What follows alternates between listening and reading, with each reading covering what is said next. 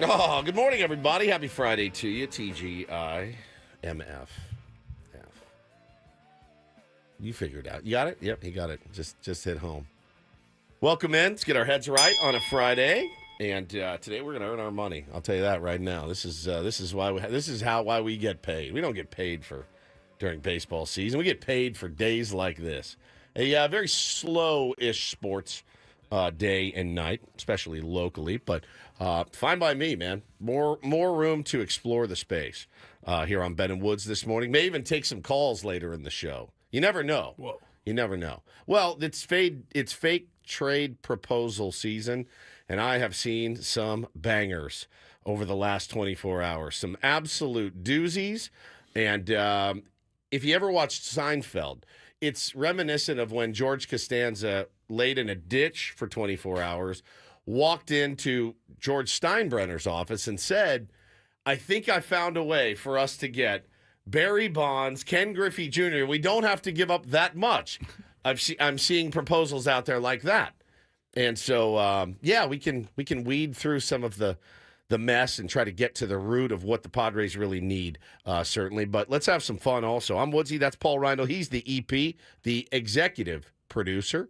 Ben Higgins is, Hi, Paulie. How are you? Hey, how are you? I'm doing great, buddy. Ben Higgins, your friendly neighborhood sports anchor, joins us as well, fresh off a 79 yesterday on the golf course. He's back. I did play well yesterday. Back in the Scrambling 70s. game was on point. Today, eight up and down pars on the round. I haven't done that in a long time. Today is one of those days we could honestly sit back and listen to your shot by shot, all 79 shots of your round at Palma. Let's start the campfire. All right.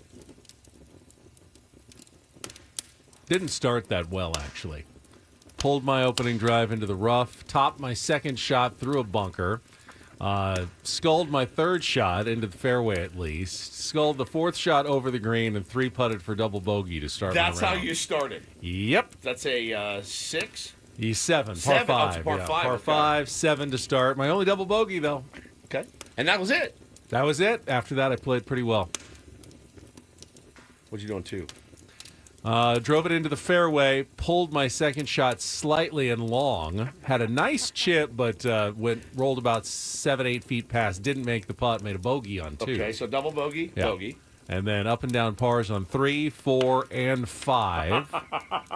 Bogeyed 6 after pulling my second shot left. Really good drive into the fairway, but pulled my second shot left. 7, par 3, hit the green, 3-putted. So, I mean, it wasn't a great start. All right, this On the is first 7 holes, I am 5 over. This is a fun exercise. What did you do on 14?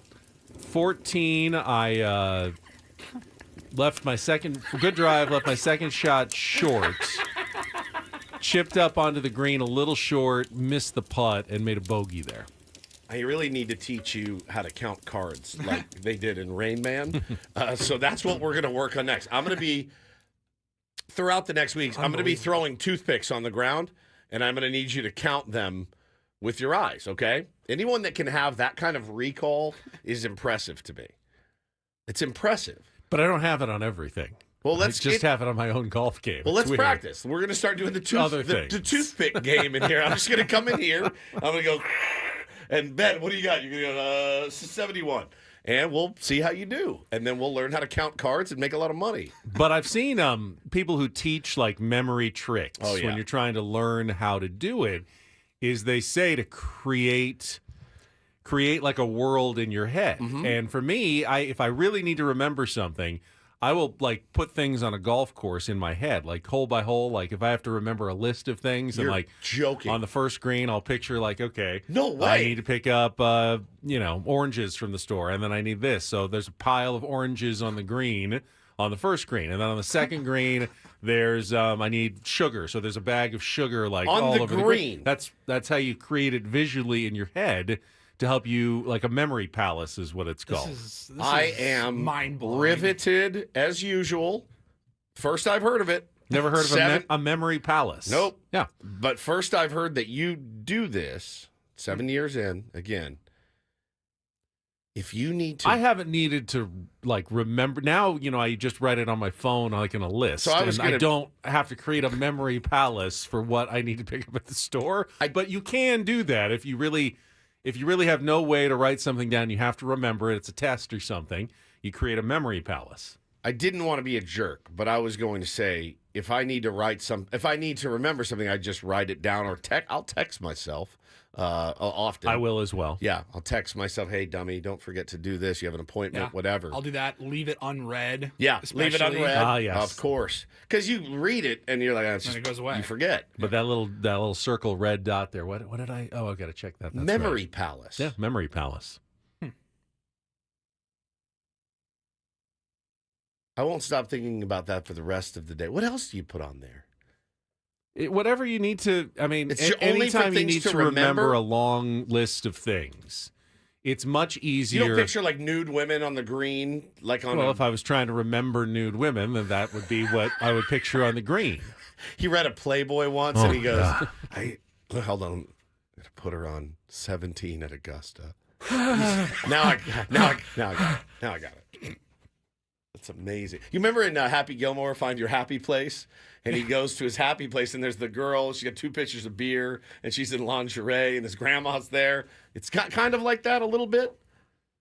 A little bit, yeah. Memory It's just palace. it's something that's familiar to you, and then you put the things in your mind that you need to remember I'm in reading those about it right familiar now. Why places. a golf course? Well, for me, it's a golf course because I remember golf courses really well. I can picture it in my head. I'm reading. It says how to create a memory place. Step 1 is Place or palace? It can be anything. Palace. I mean, a palace can be an actual like house, like at your house, rooms. Like picture your living room filled with stuff, and you walk into the kitchen and it's filled with the other stuff. They say and for the first time ever trying this, pick a place you know very well, like your home or your office. All right. Plan out the whole route. For example, your front door, there's a shoe rack, the bathroom, the kitchen, the living room's over here, etc. Some people find that going clockwise is helpful, so kind of like scanning the room. I'm doing it right now. Now take a list of something that you want to memorize. Maybe a shopping list of 20 items. Good place to start. 20. Carrots, bread, milk, apples. There's no way. Take 1 or 2 items at a time and place a mental image of them in each locus of your memory palace.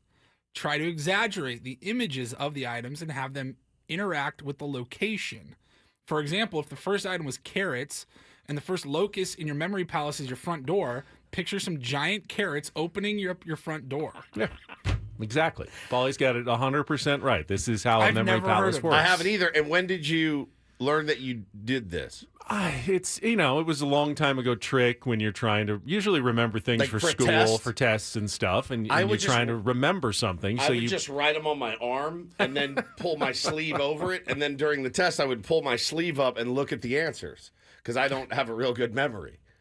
anyone can work on the memory and have a better memory. That's though, true. If they want My to. greatest hack ever. I don't have one in here.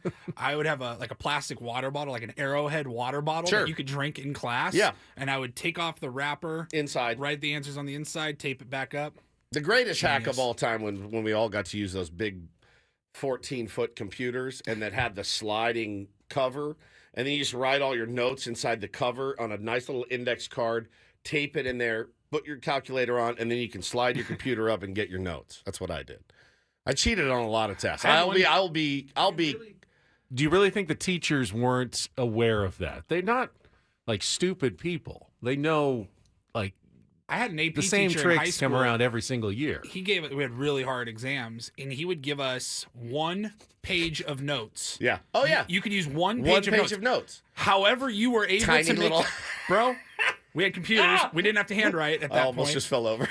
I had computers. I'm like on Microsoft Word, and it's like literally like size 2 font. Yeah, tiny. And you just copy and page every note you've ever taken onto one page. You're like, hey, I got it. It's Ben, oh. you ask, don't teachers know? I really think it's one of those things where it's like, look, if you're not an a-hole about it, I'm not going to be an a-hole about it. I never got caught, but I wasn't good at, well, let's be honest. I wasn't good at studying for tests, and I wasn't good at taking tests. But I wasn't the kind of guy that's like, oh, I can't take tests. I was kind of lazy. But I wrote all my own papers. I didn't plagiarize papers or anything like that. But I'm going to a geology final. Yes, I'm going to crib some notes in there. I'm sorry. And I wasn't like a massive studier. I just had really good recall. You know, I read the material, and usually that was enough. Once I read the material, I could kind of picture it. I have a bit of a I don't have like a photographic memory, like, you know, parlor tricks, but I can. The way I remember things, like in a textbook, I'll remember where it is on the page, and that will help me, you know, remember it for the test later. Jay says wear an eye patch to the test. That is on the inside of the eye patch. Do you remember Spies Like Us, that movie when he pulls, Chevy Chase? Chase, he pulls it out. He's got all the notes inside. Yeah, you know, you do what you got to do. These days, though, I mean, like, I don't know if it's the same for kids or kids in high school and stuff right now where, you know, I don't know that they do it the way that we used to. Read the material, come in and take this test. I don't think it's that way. I know Bo's messing around on iPads and stuff at first grade. They're doing a lot of their stuff online. So that's interesting, though. The Memory Palace. There's a bit in there somewhere. That's a great name for a bit. Memory Palace. We can create a list for you and test you later to see if you can create your own Memory Palace. Oh, I like this kind of. Come up with a list for Woods and see if that technique works for you. A lot of people asking, wanted to check in on me specifically about my disgusting, repugnant underarms. I was shocked. So you tweeted out yesterday and asked the question about what's a better deodorant I can use that's not going to irritate, you know, the skin under my arms. I just said, men, what's your go-to deodorant that doesn't irritate your underarms? Mine are on fire, and I showed you guys how disgusting they are. It looks like somebody took a blowtorch. It's repugnant, and their skin Doesn't look tags. that bad. I can only describe it as like raw hamburger meat with hair, and a couple horns. It was traumatizing. Very scary. It's not great, dude. And of course, after the show, I went home and I re-looked and it was just like, like disgusting. So I put it out there. I'm in worse shape than I was. I mean, you got so many replies. I got 146 replies. They're damn near all different. So I don't really know what to do. Everybody has an opinion on deodorant / antiperspirant / use neither, and I've got a different technique. I was amazed at the responses. I mean, it's truly incredible. And a lot of people are telling me the one that I already use, the Old Spice, and it's just, I can't use it anymore. Clearly, there's an irritant there, so I need something a little softer. Brett Boone, by the way, weighs in on Twitter and just writes, secret. And I said last night to my wife, I go, should I just get secret? And she goes, She's like, it's got the bad stuff in it, too. You know, that she's like, she stopped using deodorant. She sprays like alcohol under her arms or something. I don't know. She's got nice underarms. Like whiskey, or what are we talking about here? Vodka. Yeah. 1 for the mouth, 2 for the arms. Mezcal. Yeah, it's so I don't know. I'm gonna have to go through this list. Fireball under the arms. Oh, you'd smell like cinnamon at least, delicious. which would be nice. So I don't really know what to do. I didn't really get like a clear cut answer. I'm gonna try to go in and parse out which ones are truly the best. One guy just sent me one. He said this is truly like the Cadillac of deodorants. I've never heard it. Necessaire. It looks very fancy. Is it time to change the expression of the Cadillac of things? Cadillacs aren't that popular anymore. It used to be back in the day. The Cadillac was the top of the line when it came to vehicles. What would we say now? And then it had its resurgence when the Escalade was like the choice of rappers and famous people. It's good, but now I just don't feel like it's necessarily as appropriate anymore. I don't see as many caddies on the road. It's a story for another day, I think, but I do like that. So I'm going to be checking out. I think I'm going to check out this Necessaire one. Looks like you can get it on Amazon. It says it's deodorant gel, eucalyptus, aluminum-free, clinical, mandelic acid deodorant, extra strength odor control, no bumps, no discoloration, no parabens. I cannot have any more parabens. Tired of the parabens. I'm over it. Hate parabens. I hate parabens. So there's your update on my underarms. They're still disgusting. What about a single bin? Oh, a parabens. Oh, my God. All right. Got it. I just got it. All right. This is how today's going to be. I was mostly confused yesterday with your confusion about when you asked before the show yesterday. You were showing off your underarms. Yeah. And you asked me and Ben both. You go, when was the last time you guys looked under your arms? Yeah. And we both kind of looked at each other and went, I don't know, like an hour ago, like this morning before we left the house. Right. You seemed very confused by that. What was my confusion? How do you not look under your arms? Yeah. You were like, really? Do you not, when you apply your deodorant, are you not in front of your mirror anyway? Well, so sometimes what I'll do is I'll put a shirt on first. Then you know what I mean? I see. Because I shower in the morning. You two creeps don't. So I get up, I shower, and then I put my shirt on, and I don't want to get the deodorant stripe down the shirt. So I put my shirt on, then I have to do the, pull it out and put it on. So it makes it a little different. Gotcha. Okay. This guy says garlic with a little olive oil. Works for him. Think you're making a puttanesca, maybe. I'm marinating a chicken breast under my arm all day, so that'd be perfect, Steve. Thank you. Yeah, somebody said Old Spice hurts. It does. Somebody asked me, do I have jock itch? No. I've been using the same type of Old Spice for, I don't know. I can feel it searing 15, right 20 now years? because I used it again. It's searing. Gold Bond medicated powder. Maybe I'll try that. I just don't know what to do anymore. Yeah, Secret gets the misogyny bell. Strong enough for a man, but made for a woman. That's very misogynistic, I think. Do they even use that anymore? I don't know that they slogan? do. You probably have to retire that nowadays. I don't know that they do. Well, all right, thank you guys for your concern. I think I'll be okay. It's just repulsive. Good luck on your I'm going to try journey. I'll let you guys know by the new year if I can get the swelling and the skin tags gone. We are, did you know, heading into a holiday weekend. We are. So this is our last show until Tuesday morning. Probably a good thing at this point. Yep. We will come back Probably and set the menu for a Friday and, and let you know what we've got coming up on the program. We got Woodsy, we got Paulie, we got Ben, we got Kelly Danick with traffic, and then we're back here on San Diego's #1 sports station, 97.3 The Fan.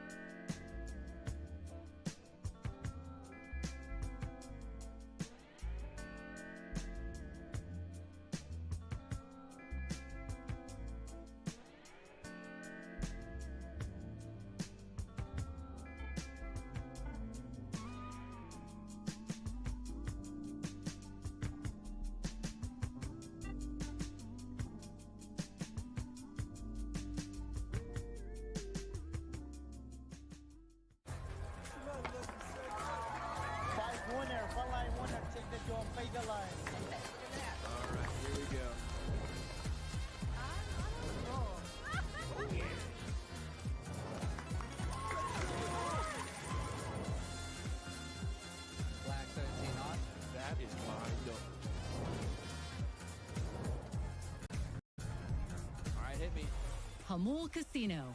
Fun above all else.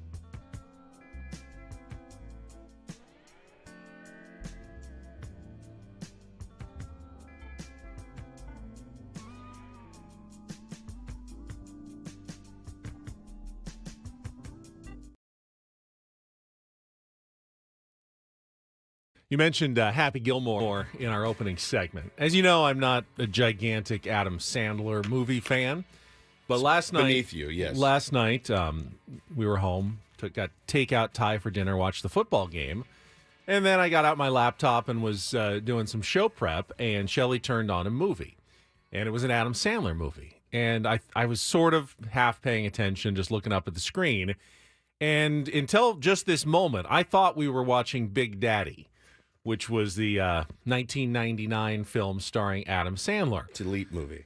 But apparently not, because I just looked at the cast, and this one had, the movie we were watching had Jennifer Aniston, and they were at like a resort, and there was like a guy pretending to be German, and there were a couple of kids Just go with it. were kind of kids or not kids, and I don't know if they were his kids or not. I wasn't paying close enough attention, but I just realized as I looked up Big Daddy to see, okay, what was this movie? That was not Big Daddy I was watching. What movie was I watching last night? Just go with it. Just Go With It. Right? Mm-hmm. Yeah. Okay. Was that a good Adam Sandler movie? I don't remember laughing at all. Big Daddy was really good. Big Daddy. We should have watched Big Happy Daddy Gilmore, instead. elite. Happy Gilmore. Billy Madison, good. elite. Billy Madison, yeah. Big Daddy is one of my favorites. What was the plot of Just Go With It? I could not understand and follow it. I think I watched half of it. Okay. My favorite Adam Sandler movie is Funny People, which I think It's great. was dramatically underrated. Terrible ending. Long, drawn out, horrific, terrible ending. But up to that point, It's a long movie. it's a long movie. But the ending, you're like, stupid. There's so many better places to end it, I thought. But Big Daddy's good. My kids love Big Daddy. Loose skin and old balls. Gross. It's so good. Have you not seen Big Daddy? I have not seen He's Big got Daddy. a 5-year plan. What is it? Don't die.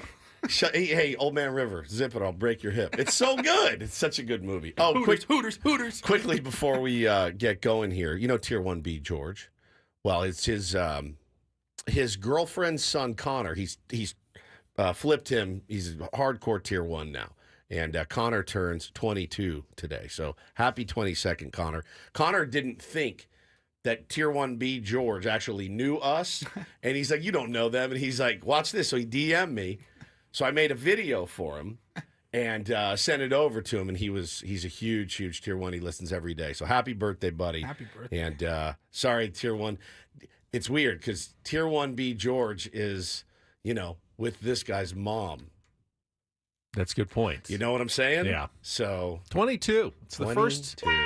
It's the first kind of non-important birthday of your life. 22 was an elite. What? Elite birthday. I mean, once you've hit 21, No, everything good 22 that was can amazing. really happen to you by aging has 22 is my happened. lucky number. So 21, you get a bunch of the stupid stuff out of the way. Yeah. 22, you're like, all right, now I've been around the block. Now I know what I'm doing. Oh, I'm not been saying around the that block. life is and then getting like worse. Blink 182 says, nobody likes you when you're 23. That's right. You're in your prime for many years. I'm just saying that as you age, you come into more things, which whether it's driving, drinking, gambling, serving in the military, whatever, voting.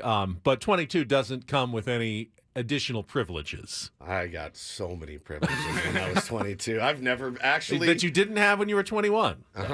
I was never more privileged in my whole life. A lot of privilege, lots, more than I could handle. 21 to about 24 was a pretty elite run. My summer of 22, I had just moved to Chicago. I had the whole summer. Chicago is my oyster. So yeah, I was privileged many times. Several different privileges. King of the city. King of the city. Worked at a bar. It was over. It's hard because I'll be 50 this year. And I look back at that summer. Then I'm like, it's tough to top. Tough to top. Dominic says 20 years old sucks. It's terrible. 20 is the worst year. Awful. It's terrible. 19 is bad. 20. I think it feels good, though, on your birthday, maybe to get out of your teens. Yeah, it You're no does. longer a teenager anymore. But you're like, the countdown is on. you're fogging up the window at all the bars and places you want to go to. You're like, Just like, please. And you can go, you have a fake ID and everything else, but to really walk in and be like, all right, no BS, I've really arrived, it was very important to me. Yeah, it was a good year. So happy 22nd, Connor. All right, setting the menu coming up on the program today. Did get some new news and notes. Some interesting stuff regarding the San Diego Padres about Xander Bogaerts, Luis Arraez, Michael King, some of the free agent potential targets on the pitching side for the San Diego Padres yesterday, courtesy of Kevin Acee of the Union Tribune. Want to go through some of those news and notes in our next segment as we'll talk some Padres baseball early. And courtesy of AJ Preller, obviously talking to Kevin and being, in my opinion, a little more forthcoming about expectations. I mean, honestly, like we've covered this team for a long time. I had told you guys a couple of weeks ago, I came in raving about Dave Dombrowski and his when he addressed the media. And he had these kind of real detailed plans and expectations for his players. And I said, that's cool. That's refreshing. Very transparent. He was very transparent. And AJ had not been to that point. And I read this thing yesterday and I went, look at that. That feels more transparent. Well, AJ will occasionally give you a little bit more in a one-on-one setting. And, Kevin's credit, he went to the GM's meetings in San Antonio, which otherwise is probably a really boring 3 days where you're sitting there. But for the, however many minutes he talked to AJ, he got a little bit more out of him than AJ shared on the Zoom with the rest of the media during Mike Schilt's news conference this week. So we will talk about some of the new news and notes that came out yesterday. Do want to talk about the second very interesting ending to a football game in this work week. It started on Monday with the Tampa Bay Bucks not going for two and losing the game in overtime. This time the road underdog went for two in the final minute and lost the game because they didn't convert against the Baltimore Ravens. And we'll discuss Thursday night football, probably the best Thursday night football game we've seen in quite some time from last night in our 7 o'clock hour. Play Take on Woods. Paulie tells us we've got a brand new monthly Vegas prize, finally. It's been a couple of weeks, but we got a new getaway to Vegas up for grabs, and you can play Woods on a Friday and try to be the first person to qualify for our new vacation getaway coming up at 7:10. Don't do this at 7:20. And then some more Padres talk as we move forward. Want to start talking about, and this was a topic that I brought up earlier this week, but we didn't really discuss. Potential trade chips for the San Diego Padres this offseason. Both, guys that you'd immediately think of, but also maybe guys we're not thinking of, because AJ always surprises us. Always. Almost every single offseason, there's a move that comes out of nowhere. What could it be? Craig brought up one yesterday on his show that I thought made some sense. I don't know if people would be happy about it, but I think it's definitely something AJ might be considering, and I want to talk about potential moves that we're not thinking of right now that AJ could be making this offseason. Yeah, and I went down the potentially most embarrassing rabbit hole of my entire career. Paulie knows. I don't know when you want to do this, but 8 o'clock? Yeah. I don't know how to feel about myself anymore. What time is it? This is probably like 8:30, 9 o'clock. Yeah. And Woods texted me about this rabbit hole that he had gone down. I was like, haha, totally. He's like, no, you don't understand. And I kept going. And I was like, wow, you're really, really into this, like, I have a lot of apologies. Gen X drama. I have a lot of apologies to make. Or Gen Z? What are they? I don't know. One of the gens. A lot of drama. I'm deep. I got deep. I was shocked. Yeah. I was like, it's not me. I don't know if I've lost my way a little bit. your actual, I think verbatim, your first text, you talked about it, and then he said, what the F is wrong with me? Yeah. I said, what is wrong with me? Yep. This is it. I'm ready to hear about it. All right. All right, stay tuned. It's all coming up. We will be right back with more Ben and Woods on San Diego's #1 sports station, 97.3 The Fan.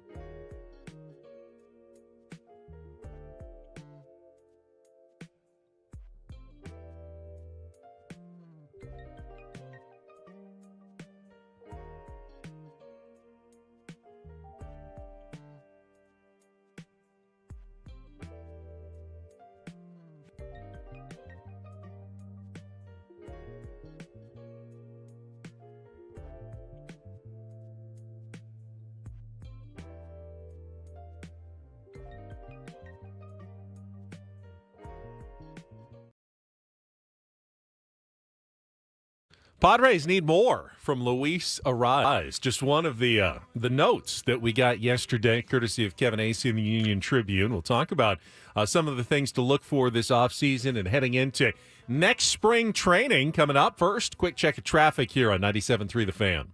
From the 97.3 The Fan Traffic Center, here's Kelly Danick. Got a crash involving a car and a motorcycle northbound 805 at the 905, trying to move that out of middle lanes. Also southbound 805 before 4030 have reports of some sort of metal debris in the HOV lane and some debris across lanes eastbound 52 past Santo Road. Looks like some large plastic containers bouncing around, so take it extra carefully there, East 52 past Santo Road. I'm Kelly Danick with Ben & Wood, San Diego's #1 sports station, 97.3 The Fan. All right, couple of news and notes, and let's start with Xander Bogaerts Woods from the UT yesterday, and AJ Preller, who said Xander Bogaerts will be given a little more notice this year than last season on which position he will be playing in 2025. Yeah. Almost certainly be shortstop or second base. Yes. Depending on how the offseason progresses for the Padres. But AJ was almost introspective in perhaps acknowledging that the Padres did not handle that as well as they could have last season with waiting until essentially the first day of spring training and then telling Xander Bogaerts, By the way, we need you to move to second base this year. We're going to have Ha-Sung Kim play shortstop. No preparation, no off-season to work on it, just day one of spring training. Yeah. I mean, and we remember, and it did come as a shock, and I thought Xander handled himself really well through that last year. Remember, man, I mean, it's not like what we do. It's not like what you do listening. This is a different thing entirely. And, he had started 1,319 games at shortstop, and you get signed, and they tell you, hey, you're going to be a shortstop for a while, and eventually you'll move off the position. But to show up day one and them say, hey, actually, we're going to need you to play second. I think there are certain players. I don't know, like. I'm sure it's happened before where it's like, hey, if you need me to do this, I'm available. And they say, you know what, we'll take you up on that offer. But to walk in cold, what's up, fellas? I'm back. Hey, what's up, Xander? By the way, you're playing second. It was a little bit of an odd scene, and he handled it as well as he could have. I felt like in my head, when that happened back in March, February, whatever, last year or this year, I feel like in my head I go, there's no way. He had to have known. Right. Somebody's not telling the truth here. Right. There's no way he went the entire offseason preparing to play shortstop. Yeah. And then all of a sudden they're like, hey, by the way, welcome to Peoria. You're playing second. And then you read what you read in those notes yesterday, and you're like, wow, that really did happen that way. Well, here's the quote from AJ Preller. Quote, I think it was cool the way he handled things. I was a little late because we had a lot of questions about the roster. So we'll get to Xander here in a little bit to have that conversation. Be respectful of him. We'll have that conversation with him here sooner rather than later. Now, it's a good thing to say, and it's a good thing to try to make happen. But at the same time, you still have some roster questions, including some reports yesterday that Ha-Sung Kim has actually been one of the more early targets of multiple teams already in the offseason, that he's gotten calls from multiple teams, and there's even speculation that he might be one of the earlier signings this offseason. And when I say that, it won't be with the San Diego Padres. I think that's smart of Ha-Sung Kim. I mean, he's going to start the season on the shelf. So you want to get the programs going as quickly as possible. A lot of speculation is that he will be a Giant and buddy up with his pal Jung-Ho Lee. I mean, that seems to be a foregone conclusion that he's probably gone. Well, yeah, and those reports would indicate that the path for returning to the Padres, which might be on a 1-year prove-it type deal that accounts for the injury and gives him a chance to rebuild his value, will be unnecessary. He's going to get a fairly similar deal to the one he would have gotten had he been healthy. And if he does that, then there's probably no spot with him. The Padres don't need Ha-Sung Kim on a 5-year deal. No. They have Leo Dallas DeVries that they believe in coming up at shortstop in the next couple of years. They do need someone to play shortstop this season, though. And if it's not going to be Ha-Sung Kim, there's a good chance it will be Xander Bogaerts. And maybe you just, if you don't have a path for Ha-Sung Kim, you just tell Xander in the next month, you're going to stay at shortstop at least one more season. But at that point, you really stop your pursuit of shortstops, correct? Sure. Finally. Once you've told Xander he's shortstop, you don't want to, man, we got this great trade opportunity in February. Willy Adames or and something. Then all of a sudden, I don't think they're going to sign Willy Adames, but you never know what's going to happen. And you don't want to then go to spring training going, I know we told you were going to play shortstop, but we've found this other guy now, and we're going to need you to move back to second base again. You have to, if you're going to tell Xander early, you're going to tell him early. You got to stick with what you tell him, I think. I agree, and I do think he will be the shortstop on opening day this season. I mean, if you don't go out and do anything, right, in the infield, if you do nothing but just bring back the guys that you had, I think, are we all okay with that? With Xander at short, Manny at third, obviously, and Crony at second, and Luis Arraez playing first. I think I'm okay with that right now. I mean, obviously, he's not a prototypical first baseman, but Luis Arraez provides a lot of value. And This is the interesting one to me when they were talking about Luis Arraez. Kevin wrote, the Padres are looking forward to another season with Luis Arraez batting leadoff for them. And that's the one I looked at and said, oh, okay, well, there's the answer to that question. Will they move him down in the order? Because, he's one of the most talked about players in baseball because of what he doesn't do, right? They write articles and long think pieces about the things that he doesn't do. And the things that he doesn't do is slug, and he's not getting on base as much as he used to. And A.J. Preller said he's going to go out and rake. The question, what I was think, he this year? About 50 points below his career so OBP? About 30 points below. Points, 30 points, okay. So he said the question, I think, for him is going to be, does he tighten it up, and can he get the on-base percentage higher? If he's getting on base at his career mark of 379, yeah, that's pretty good. You take that from the leadoff spot. But his 346 OBP was the lowest of his 6 MLB seasons. Remember, he did have a shredded thumb, so he got that fixed. He did his surgery, day after the season ended, pretty much. He's ready to go. All from everything I've heard, and we know his old manager. Skip told me, I've never seen a guy that works as hard as he does in the offseason. Now, what that means, we'll see, but he will be putting in the work. He will take, in my opinion, he will take the directive from management and say, oh, okay, that's what you want me to do? Let's do it. Because how many times did we see the guy likes to hit, and how many bad balls did he swing at 3-1? Where, oh my God, that was ball 4, bro. Take the walk. And so that's what they want him to get back to doing, is walking a little bit more. That's the danger here, though. And I'm not saying that I disagree. He needs, if he's going to bat leadoff especially, he needs the on-base percentage to go up. It's fair to say that Luis Arraez didn't have a very good season for Luis Arraez. I know he won a batting title. I know he does amazing things with the bat. Wasn't a really good season for Luis Arraez. He's had much. He had a torn. I get it, but he's had much better seasons. If the Padres are going to rely on him as their leadoff hitter next season, they need him to be better than he was this last year. That's what he said. Not an insult. The Padres agree with that as well. I think a healthy Luis Arraez would tell you, "Oh, I'm going to be better." Yeah, and like I said, he is a guy. His career speaks for itself. But he is the kind of guy that's going to take that directive. A healthy Luis Arraez probably hits for a higher average than 314. Yeah. So that helps the on-base percentage some. But what AJ really wants is more patience, more walks. His walk rate was half of what it was. Now, it wasn't that big to begin with. It was 7.9% for his career. So 8%. It was down under 4% last year. If you can just get it back up to, 8%. Or even like 10 or 11%, Luis Arraez could be a 400 on-base percentage guy. Correct. Incredibly valuable. But when you're asking him to do that, is he not Luis Arraez anymore? What Luis Arraez does is he takes bad ball pitches and singles on them. And if you're telling him now, don't swing at those anymore, are you fundamentally changing the player he is? Not even a little. Will his batting average dip down, though? He'll be a 280 hitter who walks more. Is that more valuable than what he was before? I don't ever see Luis Arraez hitting 280 on any planet.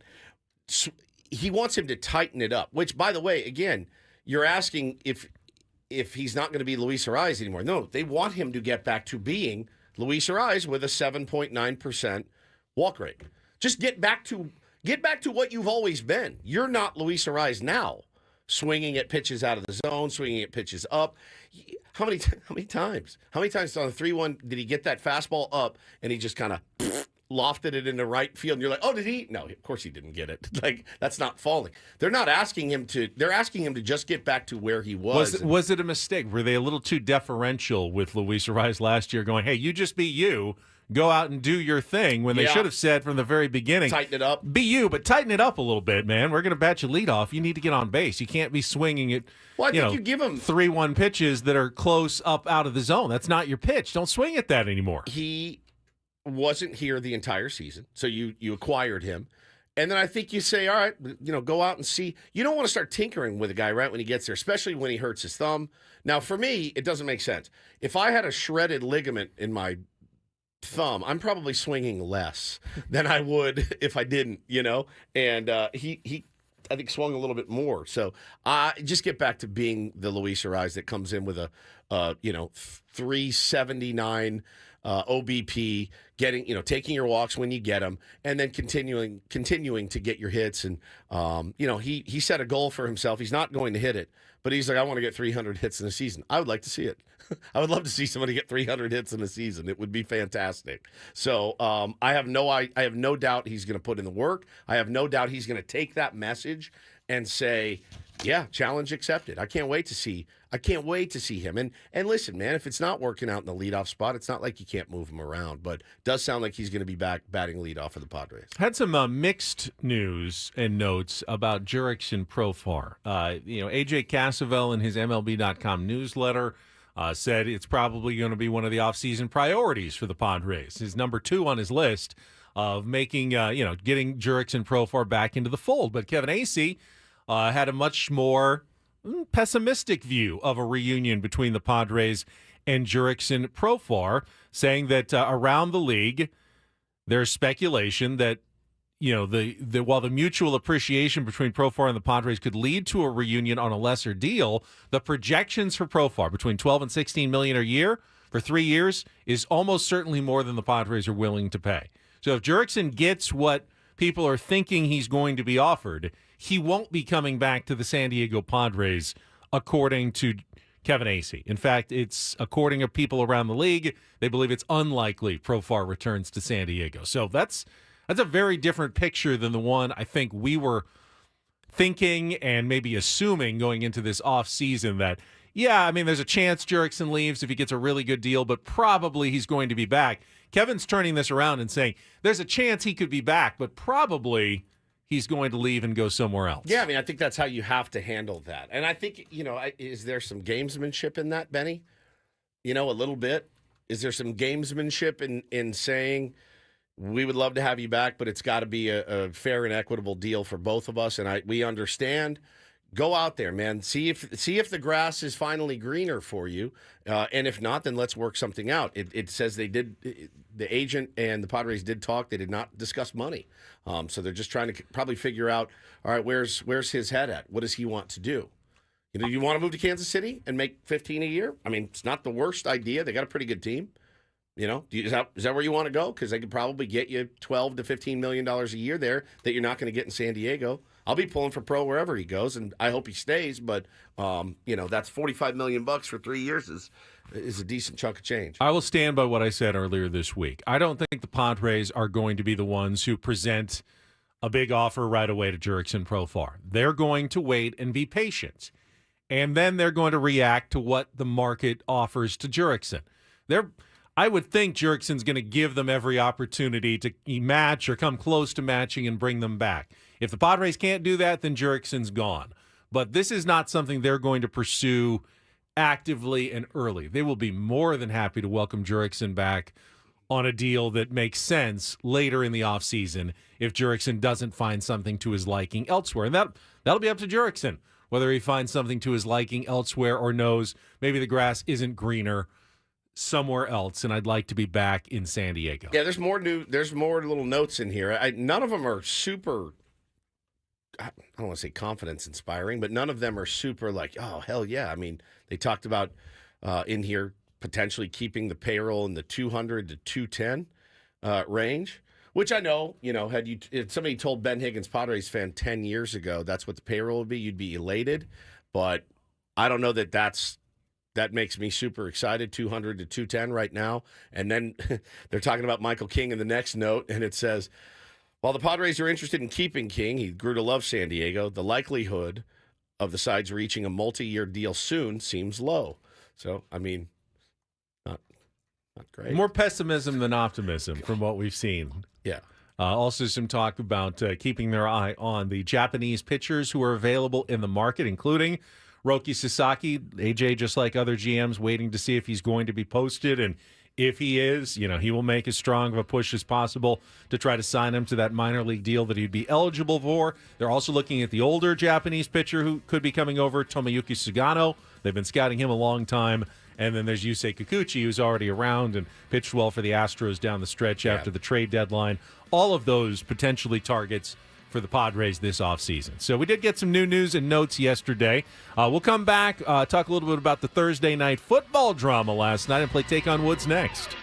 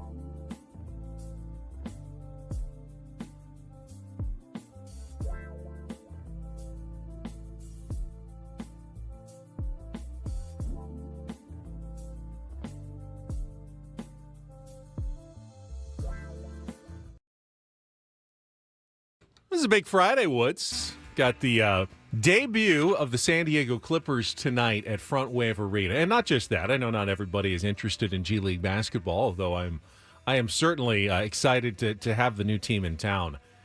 I think the fact that North County finally has a venue for something that it could be G League basketball, it could be the Soccers, it can be concerts, that you don't have to on a Friday.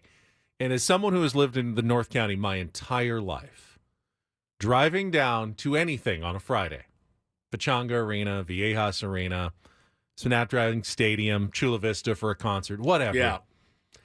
Always such a nightmare that it almost makes you not want to go to things that you would want to go to. Like, I would love to go to that, but it's on a Friday, it's after work, and I got to drive all the way down. I don't know that I want to do that. Tonight's going to be insane. It's at different. Front Wave, It's too. different, you It know, is when you're different. thinking, oh, I only have to go, 15 minutes up to Oceanside. Yeah, I don't even have to get on the freeway to get to this place. Yeah, it's true. And I know that's, for someone down in Chula Vista, it's the opposite problem, but this is huge for North County people like myself. Yeah, the home opener is tonight at 7 p.m. at Front Wave Arena. It is Bill Walton night as well. They're going to honor the late, great Bill Walton.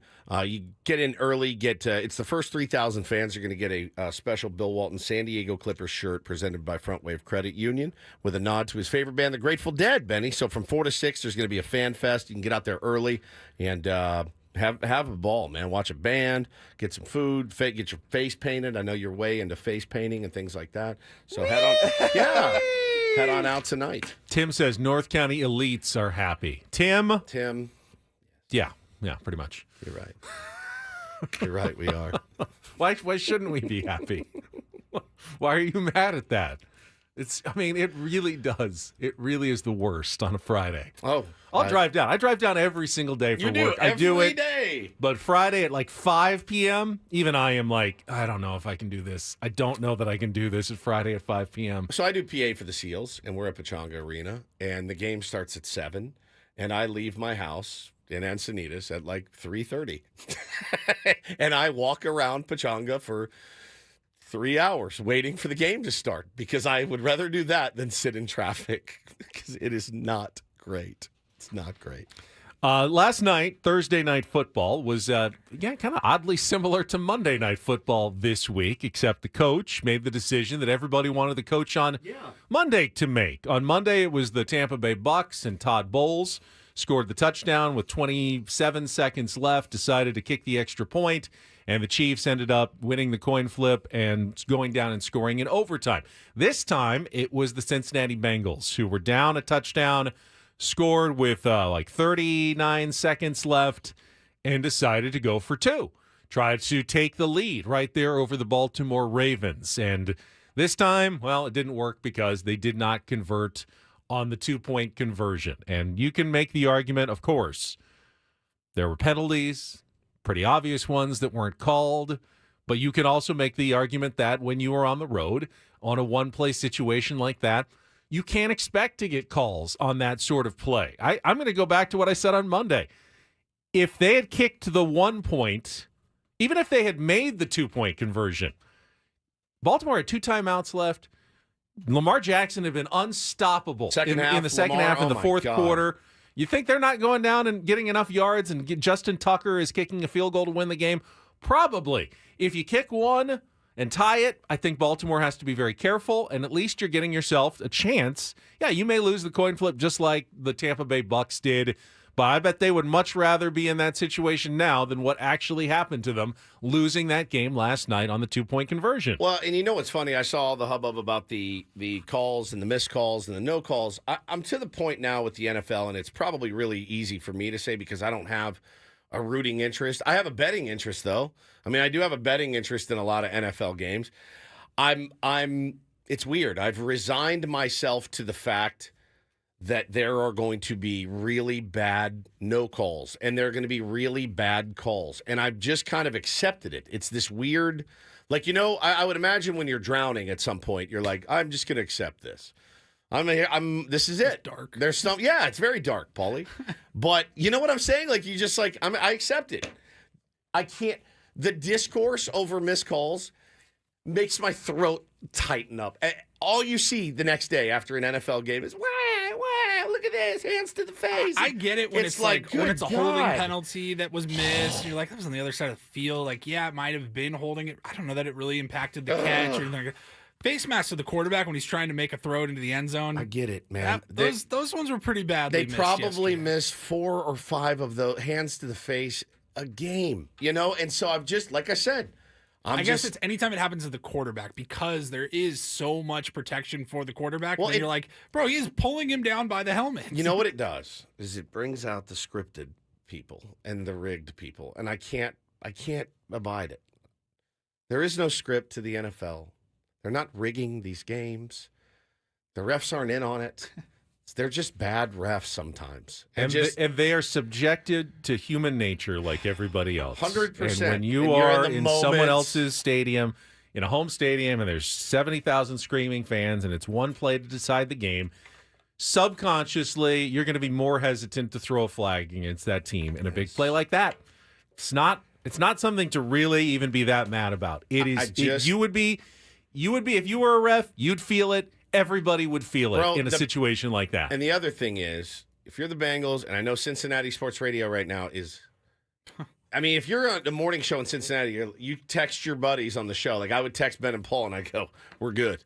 We got that hands to the face we can talk about for 2.5 hours. We'll take calls on it. We're set. Like what an easy Friday for us. We'll just throw our feet up, let people call in and rage about it." But like I said, I don't have a rooting interest really in the NFL.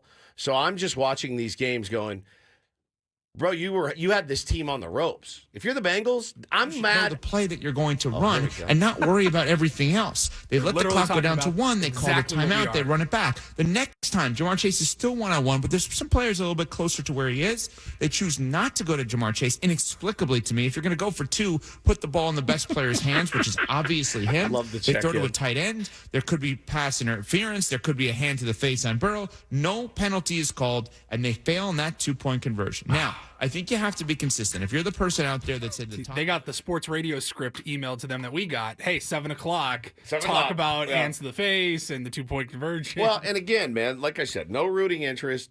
The calls are what they are throughout the course of the game.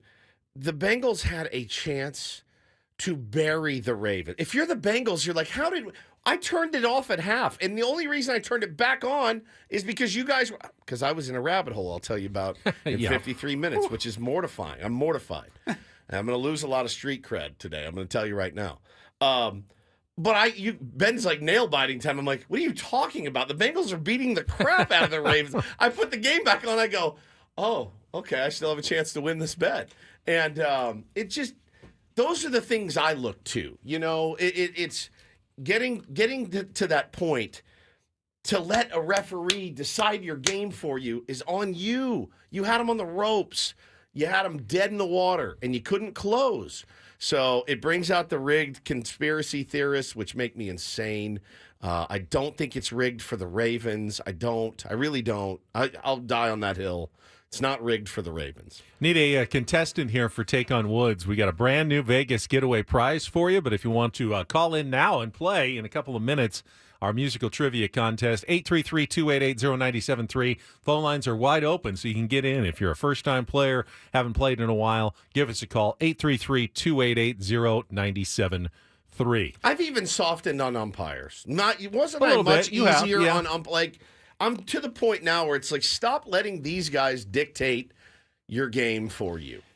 Bengals season's kind of slipping away. They're not a bad team. No, I mean they have the ability but to. they've lost every coin flip game this year, and they're now 4-6, and obviously they've been swept by the Ravens, so the division's pretty much out of reach. You know what is also out of reach? About a quarter of fantasy football matchups this week are already over. Yeah, you're done. Anyone who had Jamar Chase last night, 11 catches, 264 yards, and 3 touchdowns. Congratulations, you've won. And if you are unfortunate enough to be going up against Jamar Chase or Joe Burrow at 428 yards and 4 touchdowns, or God forbid you're going up against both of them, Thanks a lot. Your week is over before it's even started. You have I no saw hope of coming back. In our fantasy league that we're in, the team that had Jamar Chase was going up against, I think, Sammy Lev, who had Joe Burrow. So he at least He countered it a split little it bit. up a little bit. Yeah. And then my buddy sent me a screenshot. Somebody in his league had both Burrow That's and nearly Jamar Chase. 100 points. Yeah, you're good. From two guys on Thursday good. before you've even really started your matchup. Chase says I played a guy with Lamar and Chase. I'm already done. Yeah, you're toast. You're toast. Yeah, Lamar wasn't bad at all. He had 290 yards and 4 touchdowns that's a and pretty good day. 33 rushing yards as well. He was also good. I love him, dude. I really do. I love Lamar Jackson. You see his pregame? It's in the Paul Skeens category for I you. love Lamar Jackson. Love Lamar Jackson. I love Joe Burrow, too. I like that game. Those are good teams, man. You got to have Things Woods loves on on Fridays. soon. It's just Paul Skeens, Lamar Jackson. I love Jamar Chase. Like them all. All right, I see a lot of people calling Let's in. go. Let's get to it. Friday edition of Take on Woods.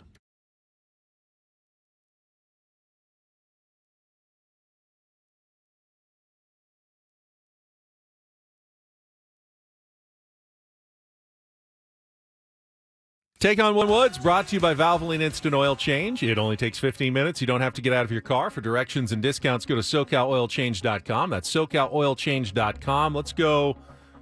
Craig. Is this Craig? Are you there? Yeah, I'm here. Good All right. morning. You are our contestant today. Good luck. What are you up to on this Friday? Driving to school. All right.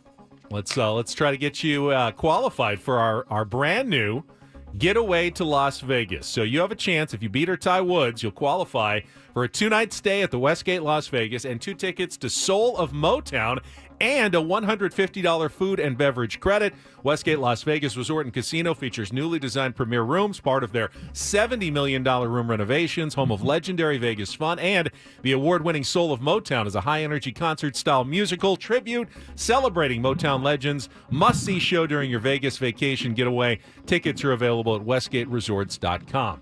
All right, Craig, we will give you the advantage of picking the category. Here are your choices. Lover, not a fighter.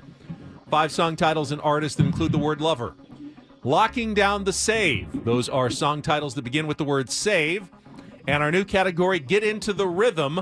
5 song titles and artists that include the word rhythm. So lover, not a fighter, locking down the save, or Get Into the Rhythm. Craig, what would you like to play? All right, I'm a lover, not a fighter. Lover, not a fighter. All right, today on Take on Woods, you got a mix of song titles and artists that all include the word lover. You'll get 60 seconds to try to answer as many of the 5 as you can. Don't know an answer, you can say pass. We'll come back to it if there's time left on the clock. First question is that 2-second song. Paulie's queuing it up now. You'll need to identify the song title and the artist, one of which contains lover, to score that point. All right, Craig, are you ready to play? Yeah, let's do it. Paulie, you're good? I'm good. All right, 60 seconds on the clock. Category lover, not a fighter. Craig, your time begins when Paul plays the music. Good luck. Let's take on Woods.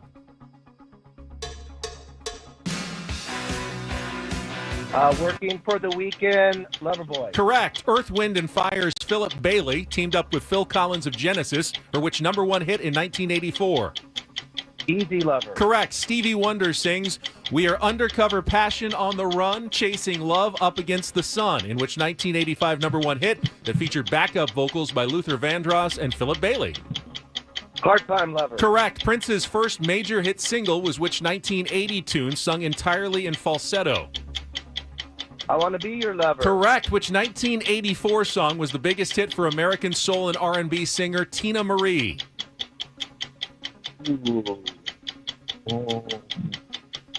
Got some time. Which 1984 song was the biggest hit for American soul and R&B singer Tina Marie? Tina Marie. Well, something Lover. I'm not sure. All right. 4 is a good score, though. I think you got a chance here. It's Lover Girl is Tina Marie. You got the rest of them. Working for the weekend, Lover Boy, Easy Lover, Part-Time Lover, I Want to Be Your Lover. Stay on the line, Craig. I think you got a chance for an outright win here. That was a well-played game. All right, Woods returns from his isolation. Doesn't get the category. Definitely makes it tougher. 60 seconds back on the clock. Woods, your time begins when Paul plays the music. Good luck. Let's take on Craig. That's Loverboy. You want to be in the show? Come on. Come back to it. Earth, Wind, and Fire's Philip Bailey teamed up with Phil Collins of Genesis for which number one hit in Easy 1980. Lover. Correct. Stevie Wonder sings We Are Undercover Passion on the Run, Chasing Love Up Against the Sun, in which 1985 number one hit featured backup vocals by Luther Vandross and Philip Bailey. Pass. Prince's first major hit single was which 1980 tune sung entirely in falsetto? 1980. Oh, God. It's not...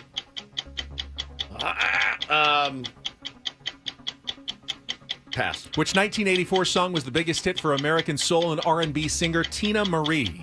Ooh.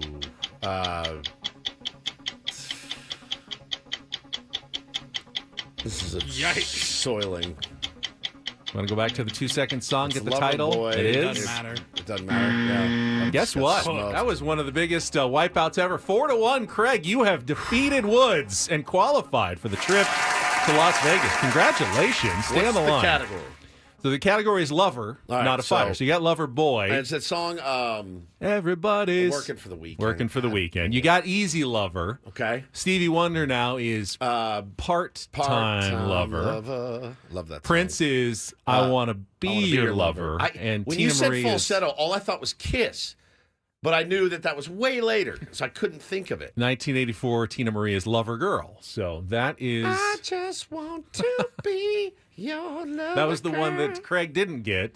You knew it, but without the category, it just got never came smoked. to you. And congratulations, Craig. Well played game. Funny thing is, I love Today. almost every one of those songs. Yeah, I think they're all good songs. I think the category would have maybe helped me get 3, not 4. It wasn't Tough an one. easy category. Craig was sharp. I mean, got the first 4, Like had plenty of time to Craig. try to think of Lover Girl. Didn't come to him, but definitely one of our better played games. Champ is going down. The champ went down today, Don. All right, stay on the line, Craig. Paulie will get your information during our break. We Was will. it extra sweet because it was against me? Woods. Yeah. Don't Do This is coming up next. I know I had a Oh, I had a bad do this earlier this week, and now I feel even worse about it. as you should. But we had a good do this yesterday. Actually, we should have brought it up yesterday, but Padres did something really cool that I want to point out, and we'll get to that coming up after traffic here on 97.3 The Question. Fan. Yeah, What does it feel like to kill a dog? I didn't. With your I words. I did not do it. He was already sick, Woods. Okay. On 97.3 The Fan.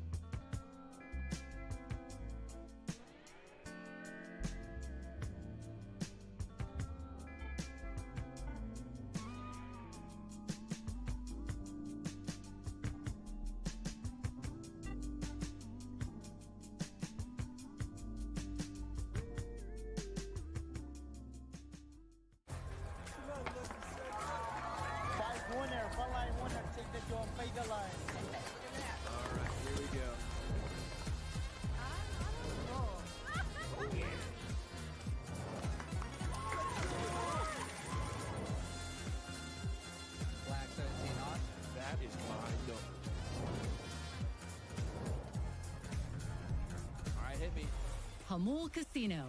Fun above all else.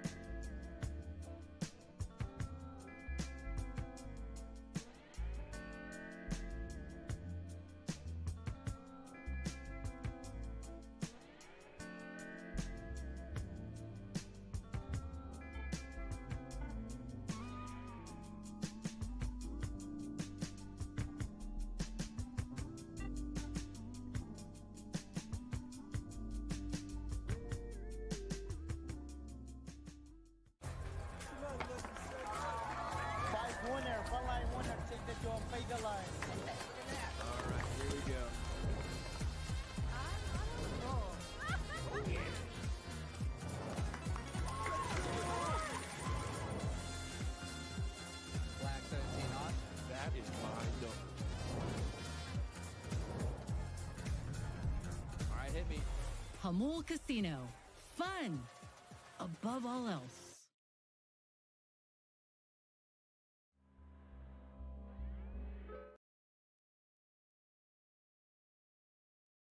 All right, you might remember earlier this week on this this segment. How could we forget? I chose a do this as all the love and support that was pouring in for Kirk Herbstreit and his poor sick puppy Ben, 10-year-old dog, but the one that travels with him throughout the country for all of his college football and NFL assignments and sits in the booth. Very good dog, but was battling some health issues, cancer.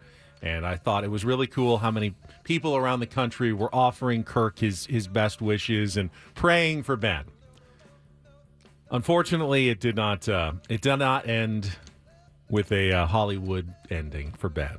Kirk tweeted yesterday, this is really hard to write, but so many of you have loved and cared about Ben that I wanted to let you know. We found out today the cancer had spread throughout Ben's organs and there was nothing left we could do. We had to let him go. I've had dogs my whole life, but Ben was one of one. He was smart, loving, gentle, patient, inquisitive, and welcoming to all. Always a big smile and a soft tail wag. He and I could communicate. He, more than anyone at home and traveling with me for work, Such an easygoing companion. Hard day, but he will live within all of us forever. God bless, please, his majestic soul, and thank you for putting him in my life for the last 10 years. A true blessing. Love you, Ben, from Kirk Herbstreit, who was working last night with Al Michaels on Thursday Night Football. Send that to me, and I'm going to read all of that verbatim when you pass away. Thank you. At your that. funeral. Read it again. I'm going to send it to you right now. Send it to me right now. Was that on Twitter? That was a Twitter post from Kirk Herbstreit. I just sent it to you. So there it is. You can save it for my eulogy later in life. It actually is. It's actually perfect for your eulogy. If I outlive you, which is probably not going to happen, it is a perfect one. Because it even has your name. I don't have to change anything. That's a good point. Read it again. It's really hard to write. Many of you have loved and cared about Ben. Yep. But I want to let you know. We found out today the cancer had spread throughout Ben's organs, Yep. and there was nothing left we could do. We had to let him go. We did have to let you go. You just let me go. I'll let you go. We're going to put you down. I've had dogs. I've had co-hosts. My whole life, but Ben was one of one. Yep. He was smart, loving, gentle, patient, Yes. inquisitive, All of those and things. welcoming to all. You are, well, Always a big. I'll scratch that line. I'll scratch that Fairly line. You're not welcoming. welcoming to all. Always a big smile, and Yeah. a soft tail wag. Always a soft tail wag. He and I could communicate. He and I understood each other and had each other's backs. He was true. with me more than anyone at home, traveling with me for work. Such an easygoing companion. Yeah, easygoing. Hard day, but he will live within all of us forever. God bless his majestic soul. Yeah. Thank you for putting him in my life for the last 10 years. A Yeah. true blessing. So So you what, I've got like 3 years left. Coming up next is more Padres talk with Woodsy and Paul. We'll be right back. I know you blame me for Ben's demise I do. because I brought it up. Yeah, you But killed at least I didn't kill Gary Coleman. All right. Now listen. Now listen. Shout out to his family. Listen. Thank you, Paul. May 28th, 2010. I believe it was a Friday. I was on a show. I'd only been on the air here in San Diego since February, so I was pretty new. And I don't know what got into me, but I started, I think, mocking or making fun of Gary Coleman for something on our old radio program. This is Friday, and I'm Probably for being short, which is totally beyond his that control. was I not know it. you. I don't know what I know it was, you. but I was doing something, and I was making fun, doing What you bits. talking about, Willis? Yeah, I was doing bits and stuff. I was going to L.A. to see a dear friend of mine that day. I got in the car. By the time I had gotten to L.A., Gary Coleman had passed away. And everyone was texting me, calling me like, oh, nice work, dude. Way to go. Old school listeners will remember that day. And it was not a good feeling. And it happened a couple of other times. I can't remember who, but I would mention somebody that they would pass away. So it was it's like the angel of death a little bit. And now I've passed that moniker on to you. Fine, but at least, I mean, we kind of had an idea that this could be coming. We did. with I had that. no idea. Gary Coleman was out of the blue that you killed him. Completely Out of the blue. Yep. Interesting times, certainly. The Grim Reapers are here. This one's on us. This one's on us. I can't believe we missed this. But ESPN brought out the thesaurus on Thursday night during its broadcast of a college football game between Florida Atlantic and East Carolina. And while examining the stats of East Carolina quarterback Caton Hauser, the broadcast titled a graphic, how do you say this word? Strigoformophobia. Strigoformophobia. And strigoformophobia, for those that don't know, is the fear of owls. It's because they played two straight owls. They played the Temple Owls and then the Florida Atlantic Owls. That's a very unusual combination to play owls in two straight games. And how did Jesse Agler never have to weave in strigoformophobia? I mean, that would have been a perfect incorporator word. I guess it still could be. Strigoformophobia. Strigoformophobia. Thank you. Strigoformophobia. The fear of owls. Yeah. Owls are kind of scary. They are. One flew by us recently, and it was flew by our car, and it was like, oh, I mean, it's. They're good to have around though because they take care of rats and mice and stuff. But again, they are kind of creepy. I think. Yeah. I agree. Strigoformophobia. All right, finally, do this. I will try not to kill anyone's pets today. Mega doo-doo. I would like to praise the Padres did something very cool yesterday to celebrate what would have been Peter Seidler's 64th birthday.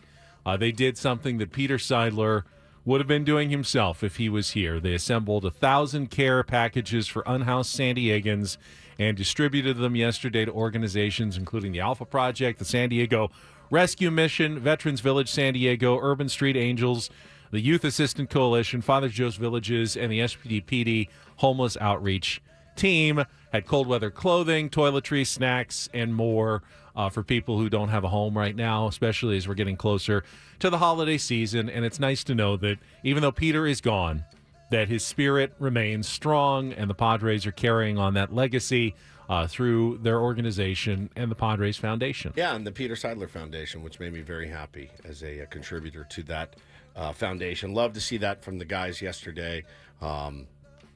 Just there's so much more work to do. So much more work to do. But great start. And that is don't and do this for a Friday. That was Don't Do This with Ben and Woods on 97.3 The Fan. All right.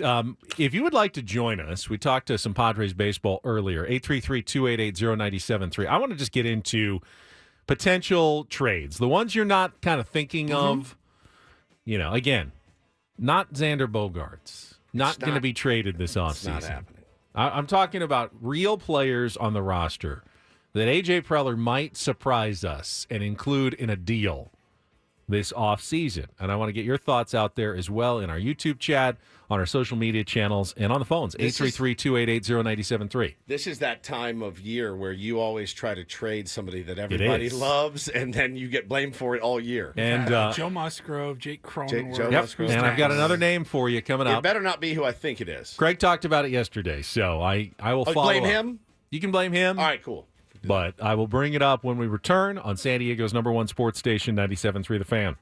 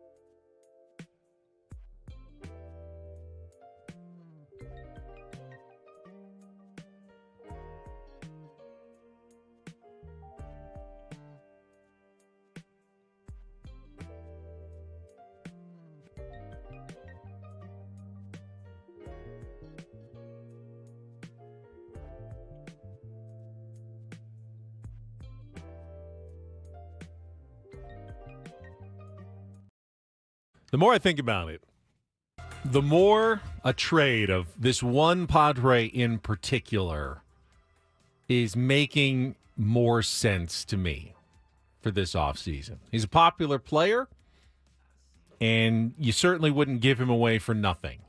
But I am starting to come around to the argument that if you can get a pretty decent haul back, there's a lot of reasons you might make this move.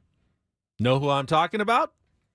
We will discuss potential surprise trade I have a feeling I'm going to hate you in about a minute. For the Padres. I think I know who it is. Coming up after a check of traffic here on 97.3 The Fan.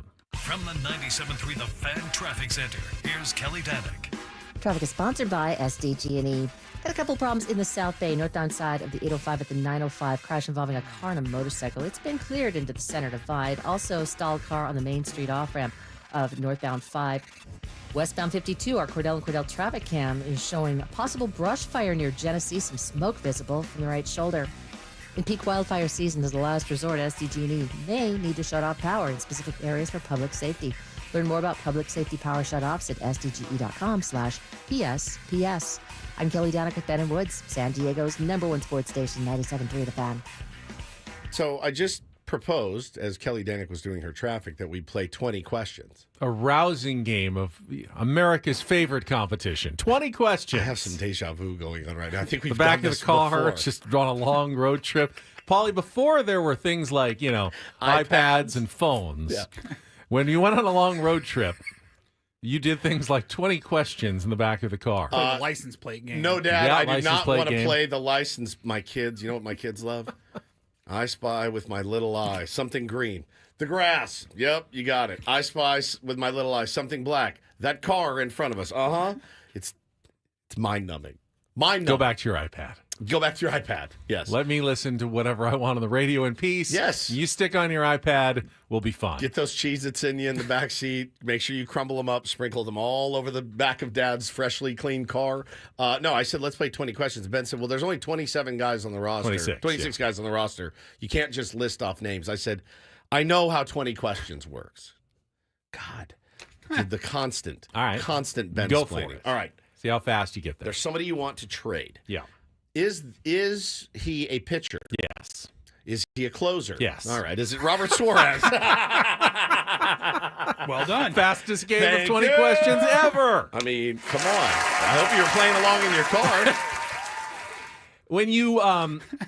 When you think about it, Robert Suarez is scheduled to make $10 million next year on the 4-year deal that he originally signed before last season.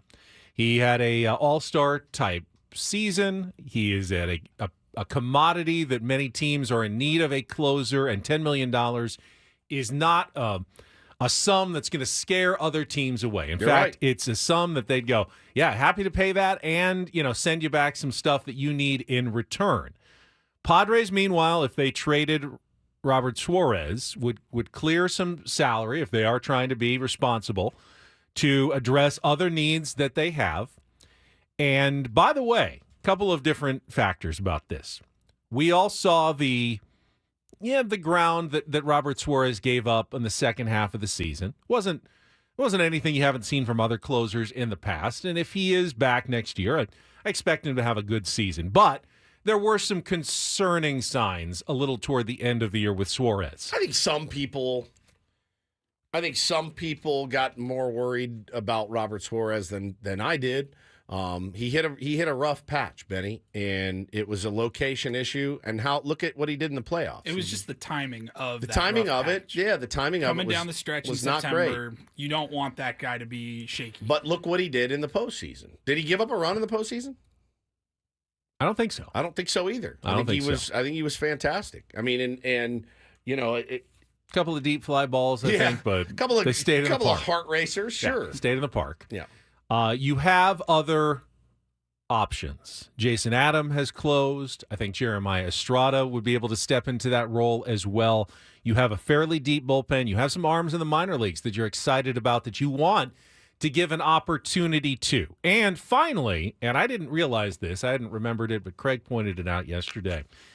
Robert Suarez has an opt-out at the end of this next season as well. And there's a good chance if he has an even decent 2025 year, you're going to either lose him or have to pay him through the nose in 2026. And I don't see the Padres necessarily doing that. So if there is ever a chance to get something for Robert Suarez, reallocate his money towards somewhere else on the roster, and make that move, this would be the offseason to do it. And the more I think about it, the more it all seems to make sense to me that the Padres would, in fact, shop around and at least listen very carefully to any offer that was presented that involved Robert Suarez this offseason. Adam, our boss, says if the Padres, who are a contender, don't want Suarez, why would another contender want him? And I think it's not that they don't want him. I mean, last offseason, the Padres, a contender, didn't want Juan Soto, but apparently the Yankees did want him. I don't think that's an argument. It's more about... We're not saying that Suarez is a bad player who deserves to be exiled and you're getting him off the yeah. roster. He has value. That's what makes him an intriguing trade possibility. It's money and value and prospects. But not so much money that you'd have to give him away for nothing. Correct. It's a reasonable salary for an all-star closer, and it's one that I think a team that's desperate for bullpen help, which a lot of teams are, would be willing not only to pay the salary, but pay in prospects, pay in maybe a guy who could be in the back end of your rotation. There's a lot of things you could get for Robert Suarez that might have more value to the San Diego Padres than another bullpen arm at the end of the season here. And I will also say, Craig and Annie made a great point that, all right, you give up Robert Suarez. Let's say you do have a couple of issues at the back end of your bullpen in July. There's trade for a closer. There's always a closer available. A team that's not doing well but has a great closer that is on an expiring contract. One of the easiest things to pick up No doubt. at the trade deadline in baseball. No doubt.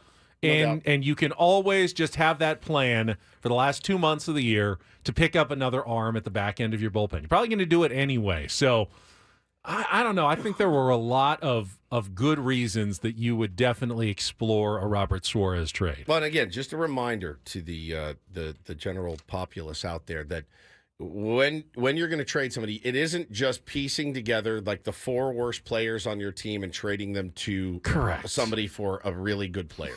All right, so just if you can keep that, I don't want to preach to you. I don't want to get on my soapbox. Jeremy says Ben's always trying to trade away our best players. Yeah, that's because they're the ones that have trade value, and I want to get stuff back. I don't want to get nothing back. I want to get stuff back that's going to help the Padres. So I know I have to dangle something of value to do that. You're not going to get that starter that you mentioned or that extra bat by dangling a Brett Sullivan out there. I love Sully, or Booty, as he's affectionately referred to. I love Booty. But he's not going to command a 4th starter and a prospect. He's just not. You got to give something to get something. So, again. And Robert Suarez is something. He's not nothing. He is something. He throws 100. He has done it before. He has been an all-star level closer. That is something that other teams will want and will value. He's a commodity, to be sure. And listen, on a team with not a whole hell of a lot of movable commodities, I think that's definitely an interesting one. Jay says, can we trade Ben Higgins, sports radio host, for Ben Higgins, Bachelor contestant? No. That would be a bad trade. That'd be it. Ben is not going to get that kind of value back. You're going to have to throw something else in. I agree. What else do we have to package with you to get him? Adam. Done. It's sold. I am on the phone right now. Adam and Ben Higgins for Ben Higgins. Pack your bags. Still do Ben and Woods. Yeah. Has there ever been a trade in Major League Baseball where 2 guys with the same name were traded for each other? The same exact name? Yeah, like John Jones Smith. Traded for Bobby Jones. That's a good question. There have been pitchers and players that have shared similar names, but have they ever been traded for each other? That's interesting. Who are the players who traded families? Wives, swapped wives, he's a and Rockies kids. fan. I did. Who was that? It was Kikich, like Fritz. You did a rabbit hole on this, a few years ago. It didn't work out very well. No, it didn't. But the story was they were like teammates, and they said, "You take my wife, and I'll take yours." We'll just swap. Yeah, families entirely. 70s and 80s, man. Wives, kids, lives, different. Just swap them. We'll both be happier this way. They just thought it's a win-win trade, but it didn't work out. Carlos says we might have to throw Kelly Danick in that trade. Kelly Danick's not going anywhere. Kelly Danick's staying right here. Statue contract. She's a franchise player. She is a franchise player. We'll go Ben. We'll go Ben Higgins, Adam Klug. Yeah, and we'll call it a couple of 97.3 T-shirts and some Ben and Wood stickers. Yeah, I listen. If you're gonna, let me just say this: you can't afford Ben Higgins, and when I say you can't afford Ben Higgins, I don't mean me. Yeah, the other one makes a lot. I mean of the money. other one makes a lot of money. Like $30,000 a month to do a podcast. He's a Rockies fan, so he's at least familiar with the NL West. Okay. I think it could be a good fit. We don't have to change any of our branding. It's still Ben Higgins. You're going to have to waive your no trade clause. Will you do that? You probably pull an Eric Hosmer at the last moment. No, I think when when you want to have an active off season, and maybe you need to tighten the purse strings, as it's been reported. What was the number that AC said? 200 to 210. And again, that they could go over that. That could just be the jumping off point. Doesn't leave them a lot of room to play with. We said AJ is planning to come back to San Diego next week and sit down with Eric Katsenda and Eric Grubner and really kind of map out what will payroll look like. What is our budget? Well, I think the people that make those decisions will give him a number, and then I think AJ has the reign to be able to come back in and say, what if I could do this and get this for this? Can we go over? Yes or no, whatever it may be. Yeah, right now SpotTrack already has the Padres projected at 205 before they do anything. A robust $5 million to play with, and you got to trade some guys. Sucks, but it is what it is. What can we get for $5 million? The old bargain bin to build a contender. AJ, good luck, my friend. Is there any other names that you think could be potentially on the trade block this offseason? Look, this team has players that other teams would trade for. They have Fernando Tatis Jr. and a pretty decent contract. they would trade you whatever to get a player I of do his not caliber. I do not anticipate Fernando anticipate Tatis that. Jr. to be traded. I do not want that to happen. That would be one of the dumber franchise crippling moves, in my opinion, that you could do. We've talked about Dylan Cease and Michael King. Talked about them ad both nauseum. going in. If you're not going to re-sign them to long-term contract extensions, then you absolutely listen on both of those guys. Although I think we all have generally come around to the consensus that you are trying to win in 2025. You need pitching. You probably have to keep those guys if possible in order to have your best chance of winning in 2025. Fangraphs has the estimated payroll at 211, roughly. I'll call it 212. So that leaves you, what did they say, 200 to 210? So that means they're over already. But again, it's not going to be. I don't think it can't be 200 to 210. So AJ will have to get creative, and this is the question of the offseason, really, right here in the chat from Jay. How can they slash payroll again with all of this fan support? No, they actually would be massively increasing payroll. Payroll last year was only about 150 to 160. Yeah. So it's going up 50 million, but it's going up to already pay for the players you have. That you have. That's the thing. That's as a So fan. would that be spin from the team? It's Hey, not if they spin. It's true. I mean, the But payroll it's is going up misleading. next year by quite a bit. But you didn't it's add not, anybody. It's not going to add misleading. anybody. It's going to pay for things that you've already bought, essentially, that are getting more expensive. That is a Ben Higgins argument. Me and Ben would go round and round about that. He would say, payroll went up $50 million. I say, who did we add? No one. We added no one. Oh, you mean these are all previously agreed upon Correct. contracts? Yes, you that's not still the have to same. pay for the players that you have previously I don't count that as signed. raising payroll. I But do not not count at it. all. Is the payroll raising? Yes, it is. Who are we adding? Nobody. We're actually losing players. So yeah, pass. I can't do that. I cannot do that. That's gaslighting at its finest, as Michael says. Now again, Michael, don't get mad yet. Don't get mad yet. We haven't seen anything yet. Let's see how it shakes out. I know that's not the right way to do it. I know it's sports radio. We can't do it that way. But we have to see what it looks like and how it shakes out. Benflation, Chris says. Yeah, it is a truth that fans don't really care what the payroll is. They say, well, we need the payroll to increase. I promise you, if they slashed payroll by 50% but added 7-star players, you'd be fine with that. You'd be you elated. don't care what the payroll is. You want more big-time players and all-stars and They're big gonna help names you on your win. team. 100%. Now, usually it does require spending more to bring those players in. This is the opposite, though. This is you're spending more and not bringing anyone else in. Mario wants to know, are we done paying freaking Hosmer? We are not. No. No, we're not. One more season to paying him the When podcast. we come back for our first show of January, I will celebrate the final year that the Padres will be paying Eric Hosmer. Hey, we have finally gotten to the end of the contract, the last year of it in 2025. Is that $39 million since he's played? Yeah, 13 per year for the last 3 years. 2 years, and then one more year after this. A total of For a team 39 that's million. trying to improve on the margins For nothing. and do so relatively cheaply, how nice would $13 million be? Well, and again, I mean, Well, if you I'm could pay for Robert Suarez. You wouldn't have to trade him. I'm telling you, if I'm paying somebody $13 million, they're going to be at spring training hitting fungos, shagging, mowing the lawn, doing something. 13 milli to sit and do a podcast and just rip everybody. It's just amazing. So, yeah, 39 mil. Look, every team has this dead money. It sucks when it's your team, but every team's got it. By the way, he is not employed by the Padres, No. even though they pay him. Once He's they not released employed. him, Yeah. he's not under any obligation Nope. to show up, Hit fungos, do anything. do anything. He is not employed. The contract just has to be paid out at the Yeah. end, but he is no longer an employee of the team. Just to be clear, Satan said he should be throwing fans beers in the stands. 100%. he could do that if he wanted. Yeah. but he doesn't have to. Yeah. It's not how it works. All right, I do think That's a depressing I segment. do think that, like last year, if someone calls asking about another member of the bullpen, like Steven Wilson was, you're gonna if you get something back you like, you certainly would Absolutely. talk about some of those guys. But otherwise, I think Robert Suarez is the main possibility. All right, we'll come back with Woods' story next. No.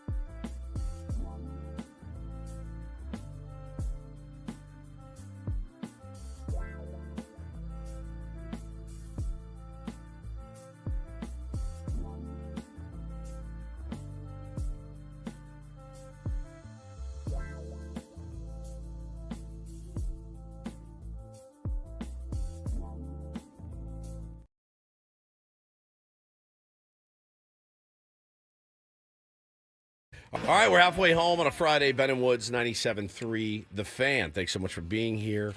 Hope you continue to stay here after this next segment. But I'm Woodsy. That's Paul Reindl. He's the executive producer. Ben Higgins is your friendly neighborhood sports anchor. Joins us as well. That was very ominous. Yeah, well, I have to apologize. I have to apologize to Megan Reindl. I have to apologize to Hannah Nancaro Woods. I often will take, and anyone out there that watches trash reality TV shows as much as they do. Your wife's huge into it. My wife is. I'm not. And I look at it. For my personal opinion is like, man, this is like the worst of the worst. And our buddy Matt Janella is like right in the middle of it. He's right on now. one He's of on it.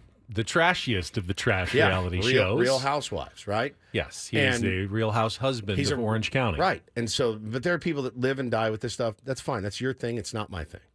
I, frankly, have gotten caught up for, an hour here and there and gone, what is this guy? This guy lives where? And he's trying to marry this woman, and he wants a green card, and that's why they're doing this. Are they really in love? That's really where it starts and stops. My wife watches every single one of them. And for me, I'm like, oh, man, I would much rather learn about some new band or some new movie or whatever. I'm more of that era. But I have to apologize because I kind of get it now. As I fell down this rabbit hole last night for 2 hours. Ben, do you know the name Zach Bryan? Yes, country music's Zach Bryan. Correct. Very, very talented guy and had a huge year. Why are all country artists' names so similar? There's Zach Bryan, there's Luke Bryan, there's Zach Brown. I don't know. They're very hard to keep track of. I couldn't tell you which songs each one has, but I know they're all country music artists. Well, so I started seeing some clips come out yesterday about a breakup that he's going through. And again, I typically don't really care about these things. But I don't know why I clicked on it, but I did. And it's his ex, and her name is Brianna LaPaglia, but she goes by Brianna Chicken Fry. Don't know why. And I started listening to a podcast that she did. And basically spilling a lot of the tea about their breakup. And I remember when it happened, I went, oh, that's a bummer. I mean, I didn't really care that much. It's Zach Bryan. But I fell into this rabbit hole last night and I listened to an entire podcast, hour and a half. My God. About this. It was Barstool's BFF podcast. I'm also not a Barstool guy. It's I'm a little bit old. I'm a little bit older, She hosts that show. She hosts that show. And she was on it talking about this breakup. And for whatever reason, I watched her little clip. And I said, well, I have to go listen to this. And I went and I turned the football game off to go listen to the BFF podcast. And I'm quite embarrassed by it. But I was fascinated and riveted, and I couldn't stop. So this is texted me at 7:55 p.m. Usually, by the way, what am I doing at 7:55 p.m.? Going to bed. I'm in bed. I'm going to sleep. He said, I'm listening to this podcast with Brianna Chicken Fry about Zach Bryan. Not sure what the F my problem is. Correct. That's how I started. So obviously, What? this isn't just the normal breakup. Hey, it was fun, but things just aren't working out. We're going to go our separate ways. There's more to this story, obviously. So much more. Okay. So much more. Now, But also not really. not really. Well, it was more than originally when it came out. She said I was blindsided. I was devastated and blindsided.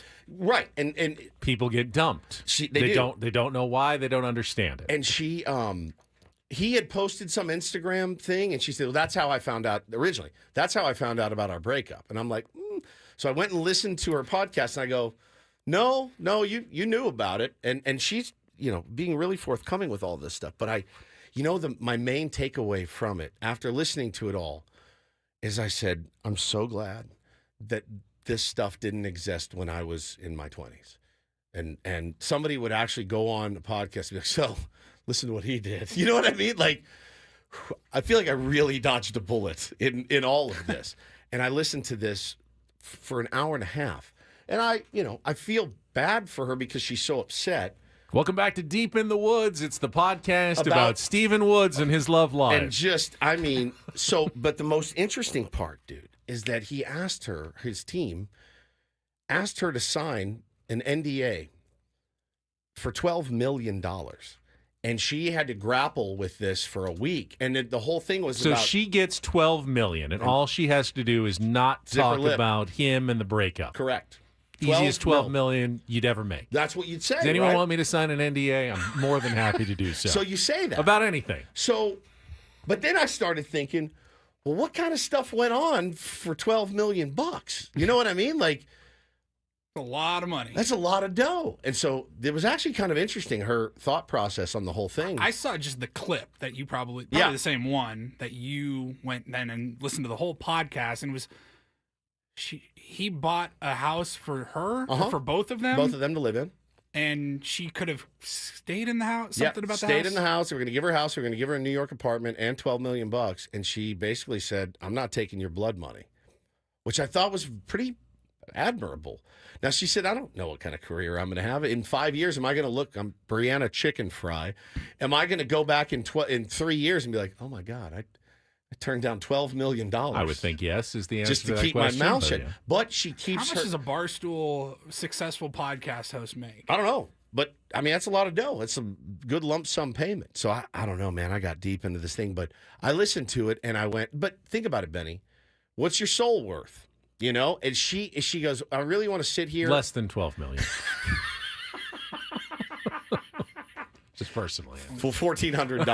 Charisma says in the chat, I wouldn't be surprised if Portnoy was like, I'll just give you the $12 million not to sign it and then talk about it on our platform. It's crazy. All right, so what I could see that. What did she say? I mean, what do we know? What do we know? She turned it down. She Right. said, I'm not. But she didn't. I'm not did she taking it. violate the NDA yet? What does she say? Oh, yeah. I Okay. mean, well, she didn't sign it. Right. She's not going to sign it. So there is no violation. she can't violate She it can't if she didn't violate sign if it. she didn't sign it. She's not going to get the money. Okay, fine. She didn't sign it. What was so pressing that she needed to get off her heart that it was worth not taking $12 million that she had to say about she it? wanted to just be able to speak her experience. And Right. which, again, I listened to it all, and I went, you guys broke up, and it didn't sound like she talks about like some emotional abuse. Look, he's 28, a multimillionaire. She's 25. It was like two young people breaking up is what I heard.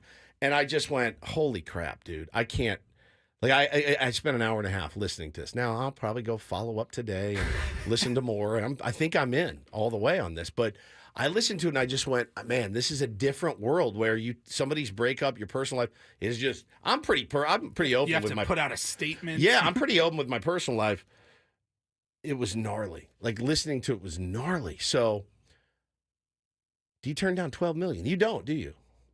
I don't. You take the money. You know, Tony says she has integrity. Integrity is worth $12 million. I don't know that anyone's asking her to sacrifice her integrity. But if you can't speak about your truth and what happened for money, that's You almost have to like walk away. Take the 12 and walk away because you can't come back to your show, your platform, your podcast, and just not talk about it. Most people, I don't know most people, but certainly a large segment of people, I would be one of them. I wouldn't talk about previous relationships anyway. But you don't host a podcast about your relationship. True. But, I think discretion is always a good choice and is not, I don't think you're losing integrity by not talking about and spilling details about a relationship that went bad. That doesn't mean you lack integrity. Well, she's not telling us all the dirt about what went on behind the relationship. It's actually, there's kind of less integrity when you air it out for everybody. I feel like there's more integrity of just, all right, this is private and I'm keeping it private, and that's fine. That's not showing a lack of integrity. That's taking money for it is. Keeping it private is, hey, guys, I'm not going to spill the details of my relationship. I'm keeping it private. You're keeping it private because you took $12 million to keep it private. I don't know how, what's the word? I don't know how much integrity is in that. You're paying me off to not talk. Anyway, it was fascinating. It was fascinating, and I apologize to Megan and Hannah and everybody else I've made fun of because I get it. I kind of get it now. Have you watched any of the Real Housewives? I have not. Our chat is going pretty strong on some of the things that have popped up. I did see the clip where our friend Matty Janella got into it. yelled at Yeah. by one of the big time housewives last week on an episode. I wouldn't mess with Matty Janella. No, but he seemed a little confused by the whole thing. Like, why are you yelling at me? I didn't do anything. What did I do?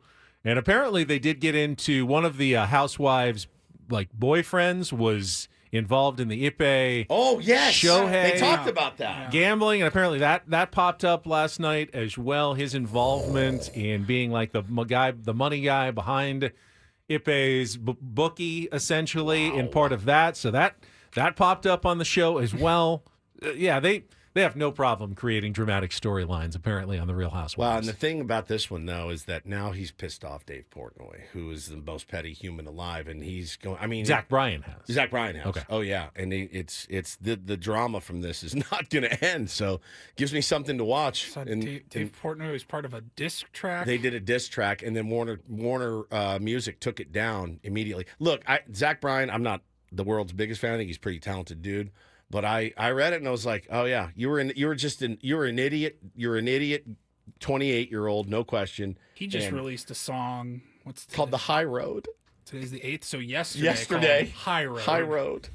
It's like rap beef, but not. So it was not body like a high road.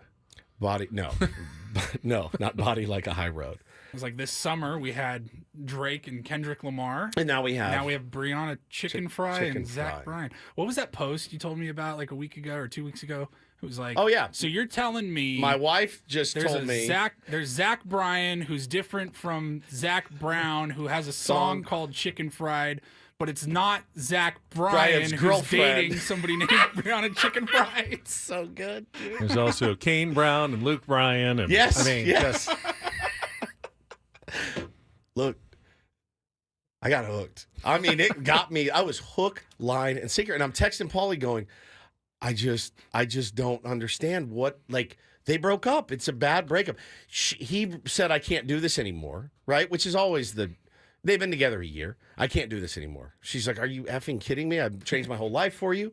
Then he goes out and parties for a few days. And then he's like, no, never mind. I need you. And she says, okay, I'll come back. And then he's like, no, actually, I don't want to do this. I'm like, he led a girl on and messed with her and, broke her heart. And now he's toast. I mean, there's very few relationships that are just totally cool with how they end. Correct. I mean, correct.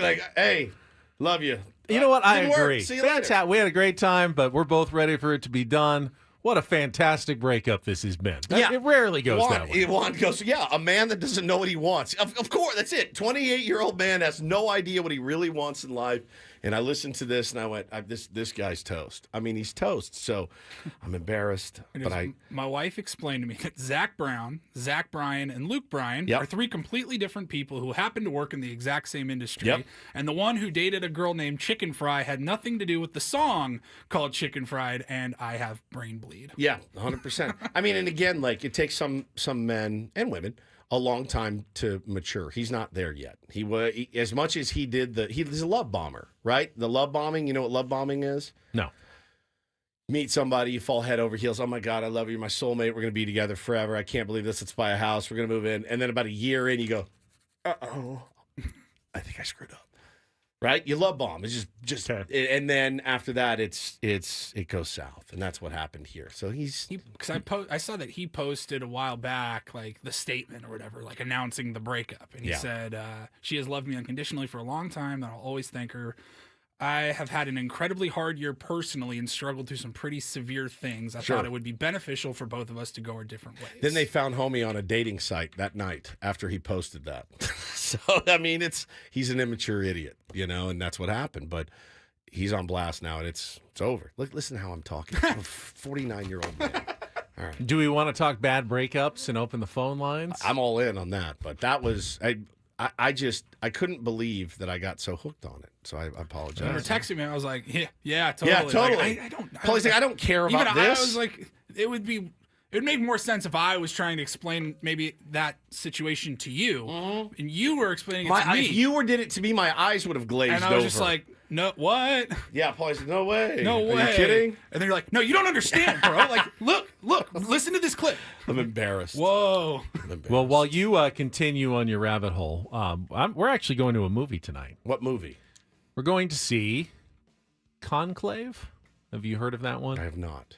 It's Stanley Tucci's in it. Love him. Ray Fiennes. What is that horrible Stanley Tucci movie you recommended? The one movie he recommended. Big Night. Oh, my God. Love that movie. Big Turd is This more is like about like the selecting of a new pope and conclave and kind of the drama and behind the scenes, apparently. Deep secrets. You will fall asleep within the first 30 minutes. We're going at 5 o'clock, so hopefully I won't fall asleep at 5 o'clock. Okay.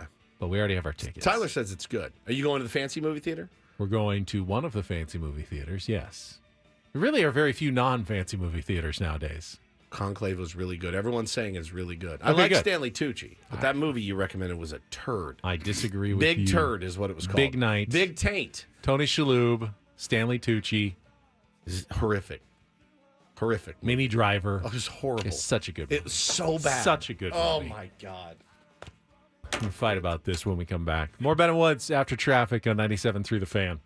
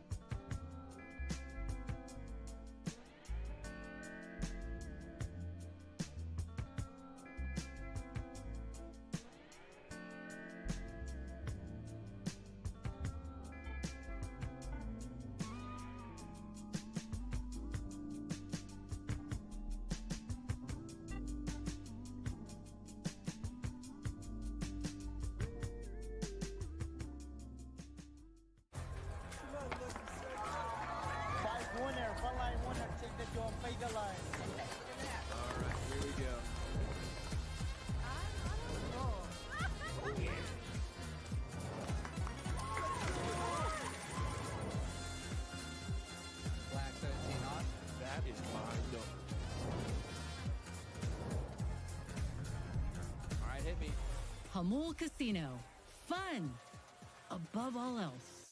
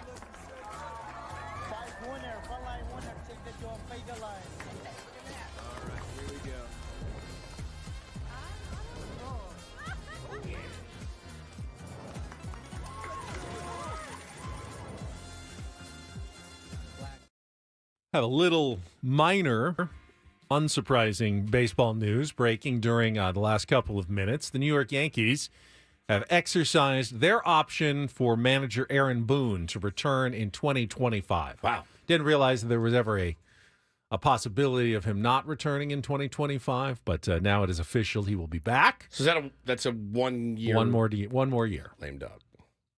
I was told that we weren't supposed to do that, especially coming off a World Series season.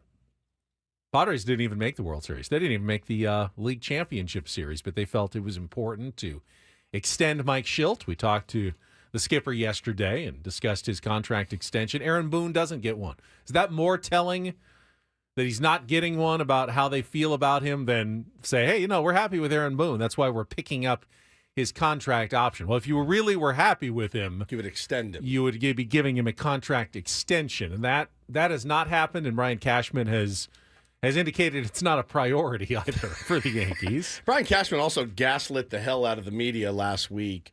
I think it was at the GM meetings actually this week, and they were talking to him about he's got some guys on his squad that are interviewing in other places, and one of the guys is like his base running coordinator.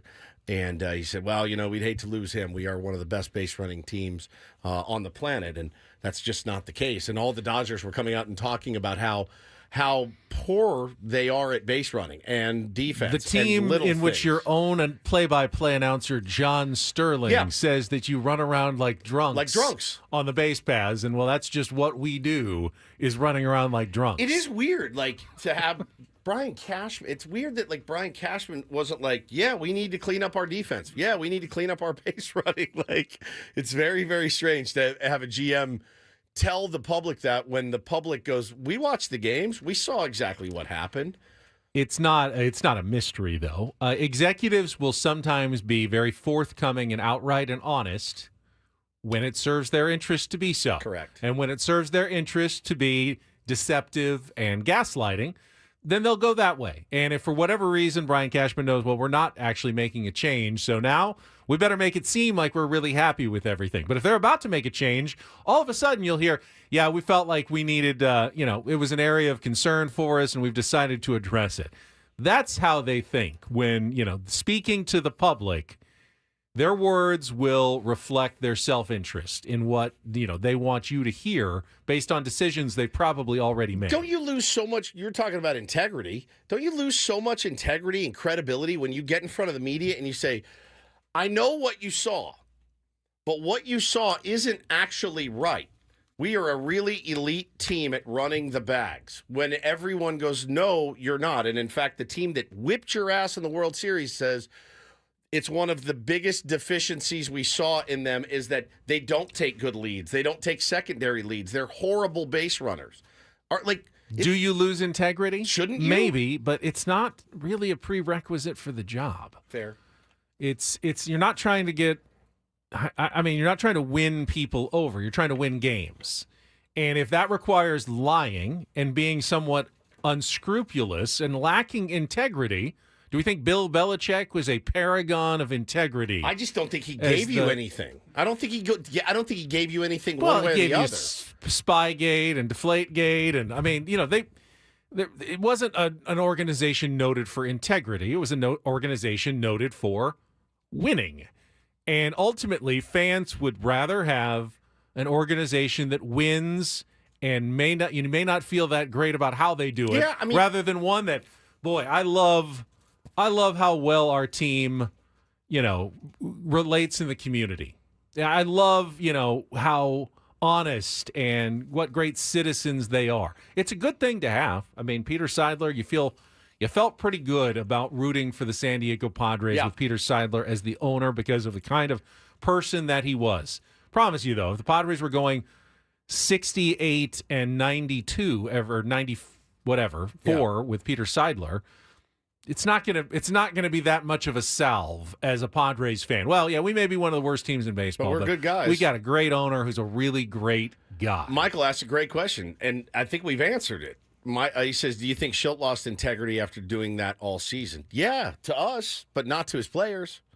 And again, we've said this like a mantra. I don't know what happened behind closed doors, but yeah, I mean, there would be times that we'd talk to Schilt or he'd do the post game, and it's like, well, we know what we saw. You can't tell me. Like, I'm looking outside. The sky right now is as blue as I've ever seen it. Paulie turns around and goes, that's not blue, dude. That's red. I'm like, bro, I'm looking at a blue sky. It's not. It's red. You're out of your mind. You don't know what you're talking about. You don't even know colors, man. You're an idiot. It's blue. It is blue. God, it's beautiful blue.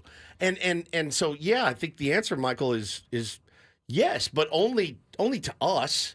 As long as he has his players back and they play hard for him, I really don't care. I think as sports fans, we can also respect a good lie every now and then that's in service of chemistry and the greater or good. Even strategy. Shohei Ohtani playing the last 3 games of the World Series with a torn labrum.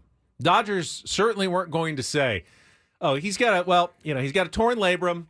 We're going to keep him out there. He's going to be completely ineffective over these next 3 games." You'd be crazy to walk him because there's very little chance he's going to get hits. His power is going to be way down. No, they're going to downplay the injury and put him out there as a threat and see if he can draw some walks, get him on base a few times. But they knew that at that moment, they no longer had Shohei Ohtani. They had someone wearing Shohei Ohtani's uniform who is now a very mortal baseball player other than the fear that he instilled into the other team. And the only way they could do that was by lying. about what truly was wrong with Shohei Ohtani. Otherwise, they could have just benched him. They could have, shut him down and ended the World Series without Shohei Ohtani and probably had a more effective player out there. But they decided that the mystique of Shohei Ohtani was worth more than a healthy player that could have been in there instead of him. Yeah, I can dig that. That's gamesmanship. That's just it's interesting. Yeah, Michael says, I guess that answers your question then about the Yankees saying they're a good base running team. It ends up not mattering. I think my point was, it's weird to hear that from Brian Cashman to Yankee fans. Like that is different. It's different than San Diego. It just is. It is. I mean, they know what they saw, and we knew what we saw. We also know what we see. Yeah, we know what we saw. We're not different from baseball fans in New York in that. But he's been there 30 years and has been, I'd say, more forthright before than he is now. Does that make sense? It's different for him. This is our first year of Schulte. I expect nothing but the same next year, by the way. Hey, so what happened there? Nothing. It's all good. Oh, okay. So he dropped that ball. Yeah, he didn't drop it. Ball came out of his glove. It's different. It's different. All right. Sounds good. Sounds good. It's interesting. Yeah, lies are okay. Ben Higgins. Little white lies. Yes. Yeah, all right. I mean, there is a point where if your organization is simply built on a house of cards and nothing but lies, probably not a good thing for your team. It's fair enough. But occasionally, yes, you're going to play fast and loose with the truth as a professional sports organization. Okay. Take your time out. Phones are open, 833-288-0973. You've got your own Padres trade proposals that aren't insane. Please share them with us. Or your insane ones are good, that's too. true. That's kind of fun as well. 833-288-0973. San Diego Wave did something yesterday that I don't think it's big news, but I can't even imagine what would happen if this was going on in other sports. Can bring that up as well. Ben and Woods on San Diego's #1 sports station, 97.3 The Fan.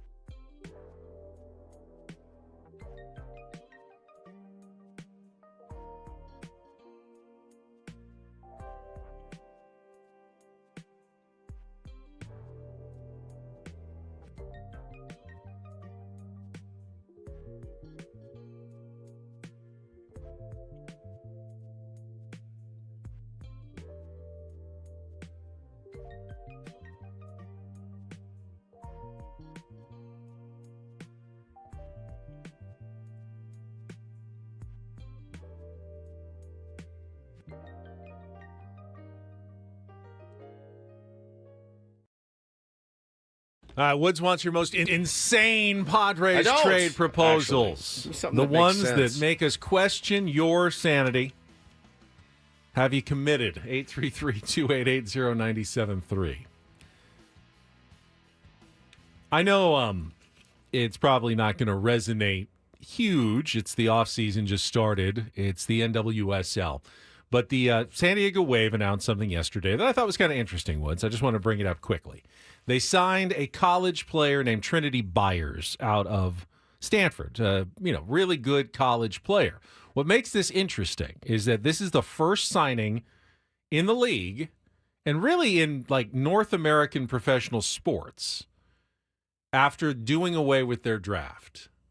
On the NWSL is the first league that has said, we're not doing a draft anymore. If you're coming out of college, you're just a free agent like every other player. That's right. And the I'd Wave forgotten went out about and that. signed. Okay, well, she's like the best college soccer player. We're just going to sign her now. And, she obviously is going to make more than she probably would have if he had just been drafted and couldn't negotiate with any other team. But she went out there and negotiated. Imagine if all of a sudden the NFL said, you know what, we're not going to do a draft anymore. And all those college quarterbacks, you're just free agents. As soon Do you as have you're to go to college? You don't have to go to college, but if you Like, are if you're a really good high school female school. soccer player, can you just forego college and become a free agent? I would think so. Yeah, yes, probably. I would imagine you can. Don't they sign like 12-year-olds? Just whenever and you stuff in whenever soccer? you say you're eligible, you're ready, I'm ready. then you go sign. Now, if you say you're ready at 12, if you're good, you might have a lot of interest, but they might not be ready to give you Money. a lot of money. But, with this Trinity Byers case, she was very well proven on the college level and signed her for a 3-year contract with a mutual option. I'm sure, contract not disclosed terms, but I'm sure she did quite well. So it's like you said, everybody's a free agent. It's funny because Paulie and I had a combo on the phone yesterday about how so the NWSL season is over, correct? They've crowned a champion and everything, yeah? Correct. So No, they're just in the playoffs. they're in the now. playoffs. Yeah, they're in the playoffs. So they're in, Wave season's over. right. Wave So the wave season's over. They season's didn't over. make the playoffs, but they're starting the NWSL playoffs. So they're in the playoffs. Playoffs are still going on. teams are signing players for next year's roster. Correct. Could you imagine if the sport that we love so much actually did things like that and signed free agents like like Paul Skeens last year?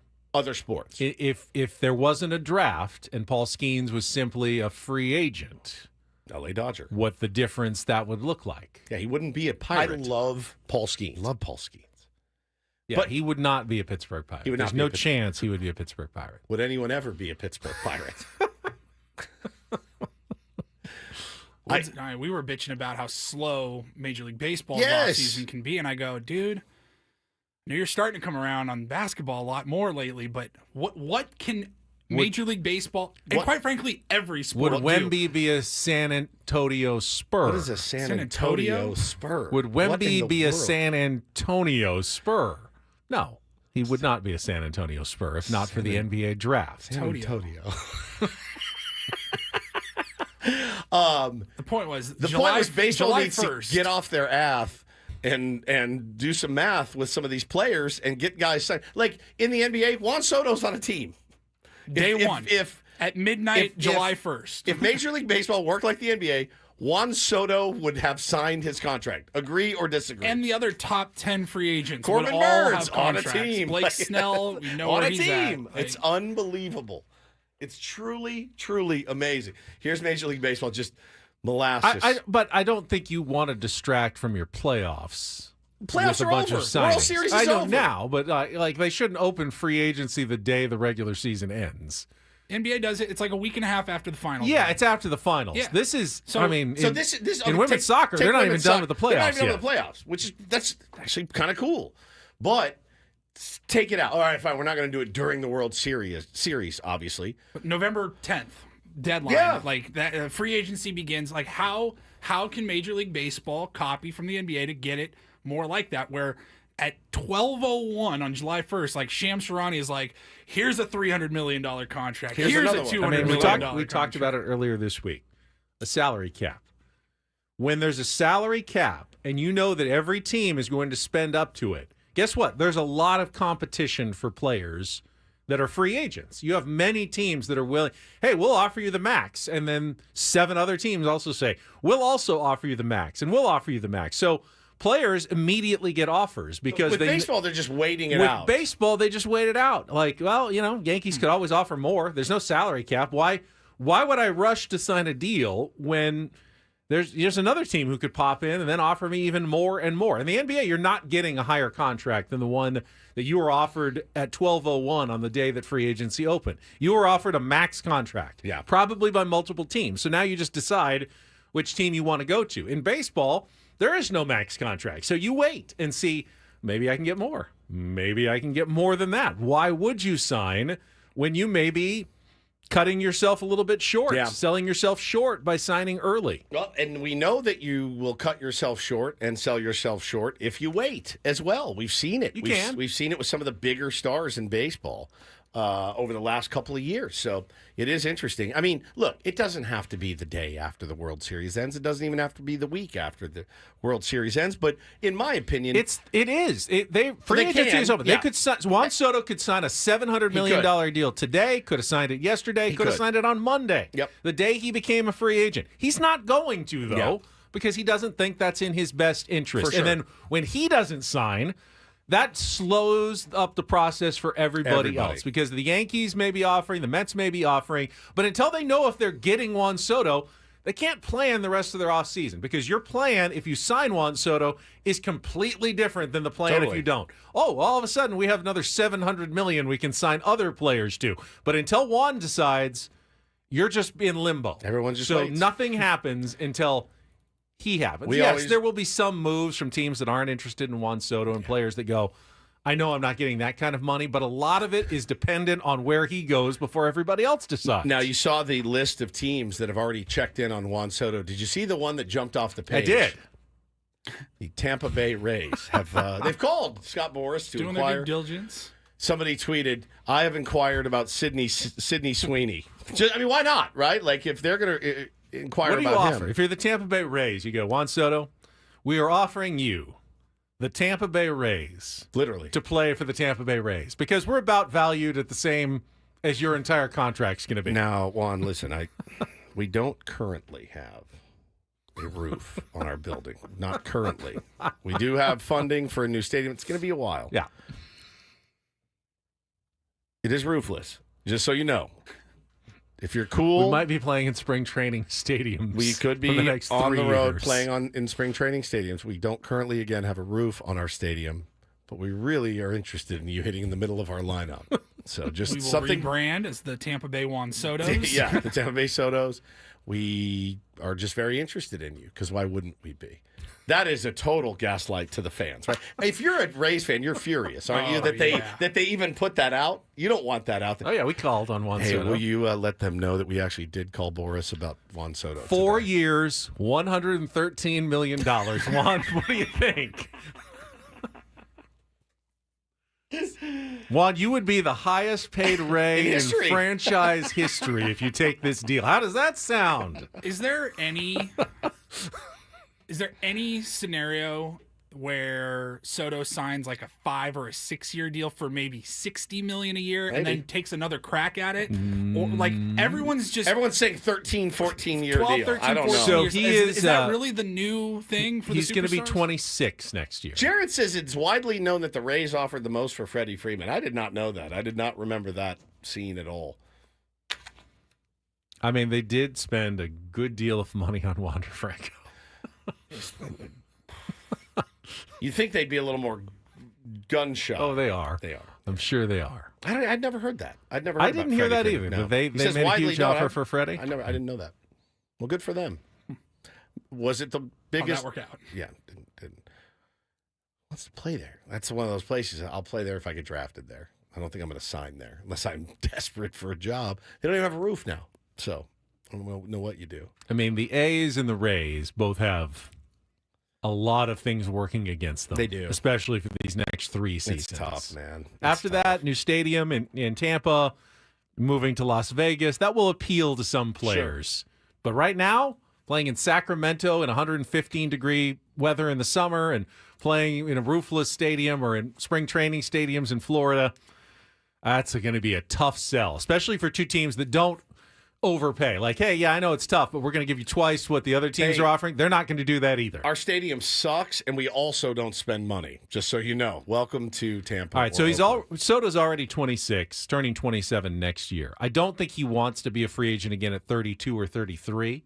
Why not? So if it's Juan Soto, like you're not going to get the same kind of money at 33 though for your AAV. I mean, what teams want are the next 5 or 6 years of Juan Correct. Soto. Correct. That'd be great for a team. We'll pay you a ton for the next 5 years. We don't want to have to pay you for the next 8 12. after that. Yeah, after that. Those are the years where Juan Soto then is overpaid and makes a bunch of money. Now Juan Soto will be underpaid. So there's no reason you don't want to sign away your best years and then put your worst years up for grabs in 5 or 6 years. He's signing a minimum 10-year deal. Probably 13 or 14 would be my guess. My God, man. Till he's 41. Wow. Yeah, I would say it'll be like Xander or Manny. It's the last contract for Juan Soto. Yep. Better be happy where you go. Unless something weird happens and he signs like a 1 or 2 year deal. And then, 2 years, Just a mercenary every year. $120 million, Right. and then tries again at 28. Yeah, But mercenary. I don't know why that would happen. All right, let's check traffic. Maybe we'll get to a phone call after this on 97.3 From the The Fan. 97.3 The Fan Traffic Center, here's Kelly Danick. Traffic is sponsored by Valvoline Instant Drive-Thru Oil Change, your trusted instant drive-thru oil change. Just a couple things to mention here, guys. Cordell and Cordell traffic cam shows a collision involving car and a motorcycle northbound 5 before Mile of Cars Way. Everything's over the right shoulder.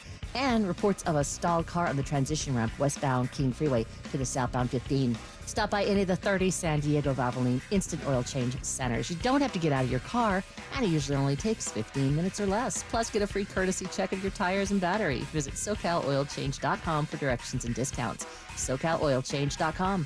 I'm Kelly Danick with Ben and Wood, San Diego's #1 sports station, 97.3 The Fan. All right, Adam says that the Rays offered Freddie Freeman 6 years and $140 million. What is he making with the Dodgers? Was that like 25? 162 million with the Dodgers. with $57 million deferred from 2028 to 2040. Dodgers really like that bit, don't they? They do. It's working for Goodness them. gracious, yeah. Working for them. 6 years, so it's really only worth 148. So if that was true, then in real dollars, like without inflation and future, then maybe the Rays did offer more than the Dodgers. Tell our agent to look into more deferred money for our next deal.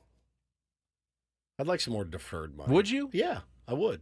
I'd be cautious about that. Why? Well, I mean, you feel like the Dodgers are probably going to be good for it. Yeah. That was my first thought. You know what? It's a good point. I'm going to want more upfront money. Now, I'm going to. How about a signing bonus? Would you do that? A lump sum? I don't think I mean, Yeah. Yeah, I would. I guess so. Over deferred? Yeah. Oh, yeah. This business? That's fair. Yeah. All right. Asked and answered. I'm glad you're here, Ben. You talked me out of it. I would have been on the phone this afternoon. Yeah, let's defer some money. Yeah, they got Guggenheim. I mean, I backing like them. the idea of knowing, the checks will be coming for years to come, no matter what. They have to come. But they have to come. Yeah, that's a good point. I mean, Bobby Bonilla, he was pretty sure the Mets were going to be around. Be in business. And they are. Yeah. And he's still making his checks every single That's year. right. What's he make a year? Just a couple mil? I think he just gets a mill every mil? year. Another That's mill so nice. every year. Yeah.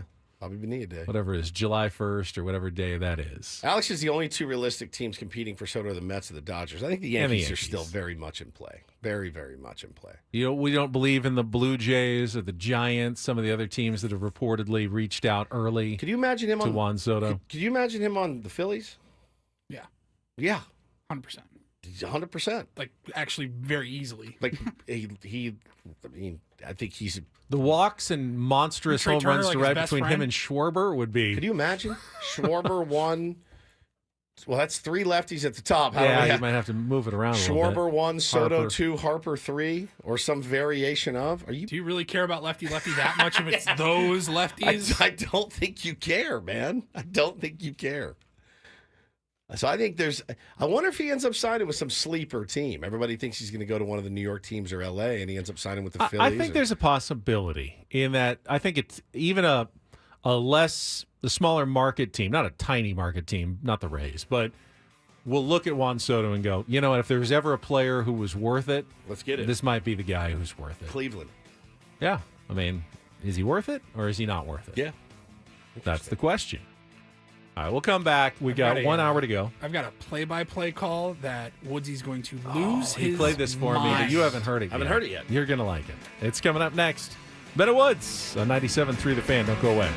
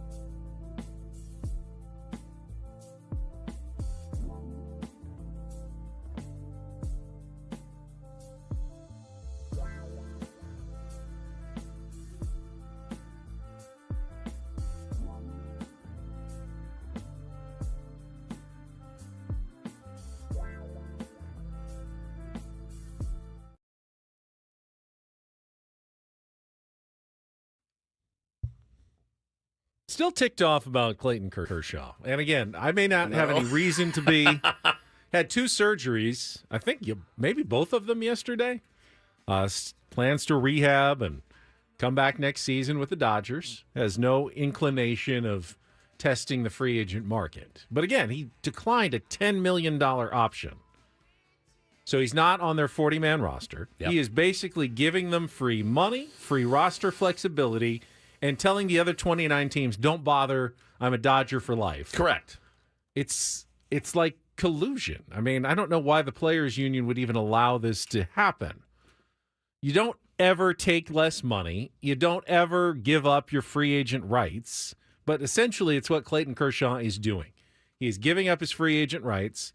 He is giving his team flexibility and more money and saying, we'll get to me whenever I'm ready to go.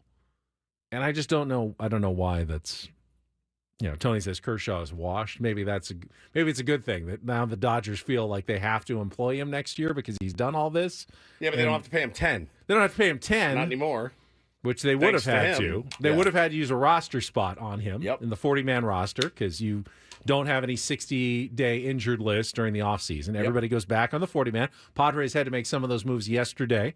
Woods. Did you have the list of the minor leaguers that have become free agents, guys that were like Matt Batten is no longer on the 40-man roster and no longer a Padres minor leaguer, guys who hit free agency but aren't not the major league level of free agency? Yeah, they re-upped a couple of guys as well. Catcher Brandon Valenzuela and Omar Cruz returning to the organization on minor league deals that include invitations to big league camp.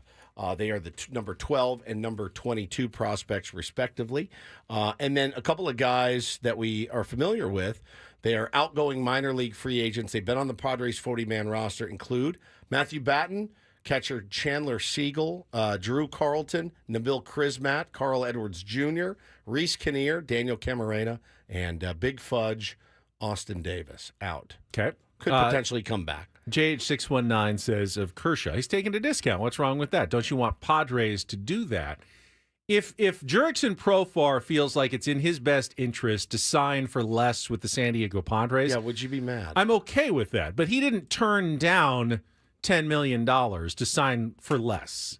Clayton Kershaw could have said, I will just opt in player option for my $10 million. There's nothing the Dodgers could have done about it. He still would have been a Dodger for life, still would have been available to them, but he instead turned down free money to then just throw it up into the wind and go, but I will figure it out later. Yeah, for presumably less. The players' union, I think, would have a legitimate beef. Absolutely. Yeah, and this sums it up. Satan's Blowfish says he's doing more than just taking a discount. He's making sure they have less of a roster crunch over the break, so they're less likely to have to make any hard decisions that could mean cuts to the 40. Which with the Dodgers, that they have a very full roster in terms of the players that they want to keep. It's definitely a crunch for them. This helps the Dodgers immensely that Clayton Kershaw has done this. As people are making the point, that's his right to do. It's his career. He can do that if he so chooses. Now, again, if somebody in the players' union raised the stink about it, I think they would have a legitimate beef. You turn down $10 million player option, and you're going to come back whenever you come back mid-season. And listen, maybe you're also turning down official rehab with the team. Correct. If you're under contract, all of this rehab, hey, you got the trainers at your disposal. Technically, Clayton Kershaw cannot step foot into the Dodgers training rooms, cannot work with anything until he has a contract. Yeah. That is off limits to him. Will that really be the case, or is he, at Elysian Park right now with the Dodgers trainers and will be starting his rehab program? I think he's in recovery because he's in recovery, surgery. But he's probably on perks right now. If we're being honest, or who's paying for his rehab trainers? Him personally should be. Yeah, all of that. And you really have a bone to pick with Clayton. Ben is going to do a full audit on where. On November 7th, it says here you were in Cedar Sinai. Do you have a copy of that bill? Did that bill go to your home address, or did that go to Dodger Stadium? Andrew Friedman's not picking up that tab, right? We really need to get you on the case here. I think so. It's an investigation to be had. Stone Cold says mountain out of a molehill. He follows the rules. Ben likes the rules to be followed. He likes everybody to follow them. I also know that, if the Padres tried this, I be think the end of people the would be world. going, oh, A.J. Preller, here he goes Here again. we go. Start the investigation. I'm just pointing out the double standard here. That's all. There you go. There is one. All right. Paulie, Maybe he's just grandfathered into anything he wants to do. Paulie, if you would. And get things started here with our today's edition of the Ryle Report. Now tuned into the greatest. Welcome to the Ryle Report with Paul Ryle. Hi, Paul. All right. 2 stories from the world of sports that we haven't gotten to yet. We'll start off in Major League Baseball. And 1 story that you didn't know you needed. Are you laughing, biatch? It's the Ryle Report Hey, Paul, how you doing? Okay, how are you? on 97.3 The Fan. Are you ready to bless the mood? I need some help, please. That was good. Can I get a yeah? Oh, yeah. All right. All right. All right. Happy Friday, everybody. Yes, sir. We will start off a little basketball news, expected, but the Lakers announced that they have assigned Bronny James to their G League affiliate, the South Bay Lakers. Now, he is going to actually be on the roster for tonight's game. The team is in Philadelphia, or actually, I don't know if it's a home game or not, but they're playing the 76ers tonight. He will be in uniform on the roster for the Lakers, and then after that, he will join up with the South Bay Lakers. And no surprise really whatsoever here now that the G League season is getting underway, and they said the plan is for him to actually be only playing in G League home games and kind of shuttle him back and forth between the Lakers and the South Bay Lakers. So he's going to be kind of a hybrid player, but he didn't want to sign like the 2-way contract that they have in the NBA for G League players. Rich Paul, who of course represents LeBron as well, made sure to get him like the standard NBA contract, but the Lakers do want him to develop a little bit more on their G League team. Well, and you can also take in some G League tonight, my friends, at Front Wave Arena. You can get your tickets at frontwavearena.com. Check out the San Diego Clippers. That's tonight, man. You can go down to the new Front Wave Arena. Bill Walton night, get you a fresh tie-dye T-shirt for the first 3,000 fans. It's going to be a scene. And I can tell you that tickets won't cost what they are being sold for Bronny's South Bay Lakers debut on Saturday. Reportedly, secondary market, cheapest ticket, $200 for a G League game. Wow. That's just crazy. to go see Bronny. That's nuts. Lakers fans, you're being crazy. Yeah. It's a G League game. This It's fun. is, It's not $200 worth of fun just to go see Bronny play in the G League. I'll be honest, I looked at the San Diego Clippers schedule. I was like, When I could be When convinced is to he coming? go Yeah. see the South Bay Lakers, maybe. Probably not on a Wednesday night at 7 o'clock, It's, which is when they're playing. November 20th, Wednesday, South Bay Lakers at the San Diego Clippers. But as you just But, said, yeah, Shams they're not- wrote on ESPN, the organization's current plan, which can always change, is for James to play only G League home games as he shuttles between the Lakers and South Bay. So So you may can't- not even see yeah, you him won't when see he him. comes here. And this is because LeBron still wants him around. Doesn't want just to say, hey, we'll see you after the season now that you're on the G League. He wants to be able to practice and spend time with Bronny. I'm going to start bringing Bo and Taylor to work a few You days already a week. Just a few days a week. Monday, Wednesday, Friday. And then I'll take him to school on Tuesday, Thursday. Spend more time with them. Of course. I mean, they've already done work. They've been on the air. Yeah. They've done it. Just They've like done it. Bronny has done it That's with LeBron. They have done it with you. I would argue my kids had a better debut on air than Bronny That's did in the probably NBA. true, actually. All right? I would argue Probably that true. and be right. Somebody said in the chat that you give off hall monitor vibes. Were you ever a hall monitor? Ooh, good I don't question. think we had them at our school, but You would have been. Were you ever an RA? yes. Chemistry class. Wait, Well, no, in high school. we didn't That's have a TA. That's a TA. TA. Oh, Teacher's TA. assistant. Oh, Were you like a you mean residence- at the like the in the dorms. dorm? No, I wasn't the RA at the dorm. Did you get along I with was the someone RA? that the RA was not worried about, but I was not the RA. Like you'd have the cool RA that's Yeah. like, hey, I'm just here to tell you, Yeah. no drinking, Right. no parties, but I usually am not here on Fridays between 8 and 11. Sure. Wink, wink. Ben would have been. You were. I so was you a weren't- TA though for chemistry class. I bet you were I a like great TA. TA. Chemistry is kind of a cool Like class TNA. to TA. You're kind of in the like restocking the supplies. Say and that stuff. again. Chemistry's kind of a cool class to TA. Say it again one more time. Chemistry's kind of a cool class to TA.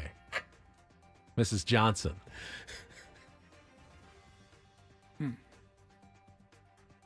She pick you? Hand pick? Oh, yeah. Oh, yeah. It was almost like a free period, you know. Yeah. You do a little bit and then have the rest of the time off. It was nice. Yeah, so you weren't an RA, but you were probably friends with the RA. Yes. Yeah. Which makes sense. All right, we'll move on. We do not talk a lot of collegiate soccer on this show. That's true. But we do like... We just did in our last hour. We actually kind of did. It's a big day for collegiate soccer here on Ben and Woods. But we do talk about and play ridiculous, crazy, awesome, fun play-by-play calls. So it's a little bit visual, but the audio will speak for itself. I'll set the scene. This was 2 nights ago. Stanford men's soccer was taking on Woodsy's Fighting Irish, Notre Dame. Great game. Now, it's a little bit different in the collegiate game. They have the clock that just runs down, similar to basketball or anything else. You have to score There's no before it stoppage hits 0. time. It's not, the referee doesn't blow the whistle. There's an actual clock. And when it hits 0, the game is over. Right. No stoppage time. You know, like, all right, 5, 4, 3, I better get one pop off. one in. Yeah. So there's like 7 or 8 seconds left, and Stanford has the ball, and one of their defenders has the ball. He is on his own side of the well field, behind the midfield line. So he is a last-ditch effort. Hail Mary, essentially. A Hail Mary from behind the 50, the midfield line. This ball goes all the way across the field, over the goalkeeper's head, and into the corner of the net for a game-winning, a walk-off goal. Like 1 second left on the clock. And I don't know. I know a lot of schools will have like students, like student radio kids can call games. I don't know if this was on. Stanford's in the ACC now, right? So I don't know if this was ACC Network. Yeah, I mean, I think it's like officially ESPN of some, but I don't know who they hired to be the announcers. There's no for the branding game. on the video, but that went around. The graphic, the score graphic, is an ESPN style graphic. But just listen to this final call. Of Ferguson the walk-off draws goal. level. Here's a Hail Mary of a shot. Oh, my God. That...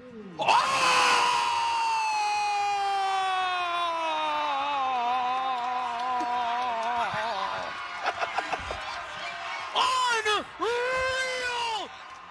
Hooper! 1 second left!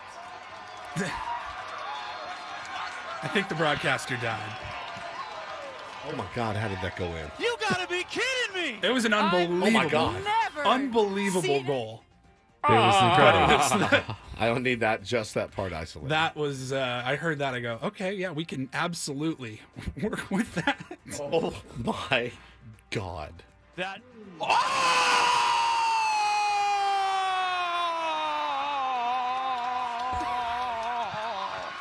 that part. Like the last Manny 3 says, I love how seconds. his batteries died. He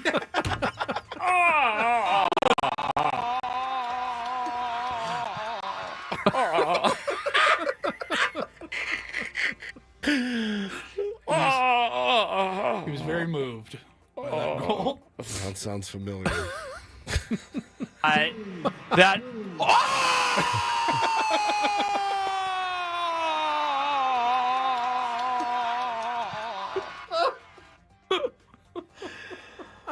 Oh.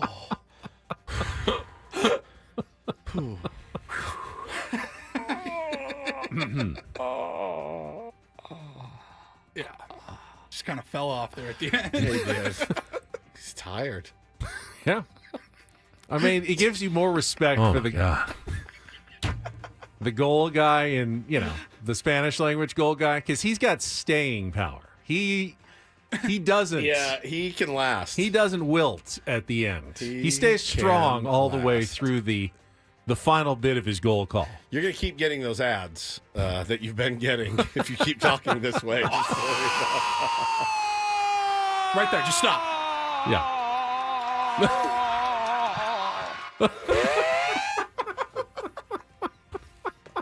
Come on, man. I got to find out who it is. I'm going to get a look at him. I can picture him in my mind's eye, but I need to get a look at him. Holy cow, that was good. At least it's the same sound Manfred makes when Shohei gets a hit, or Joe Davis.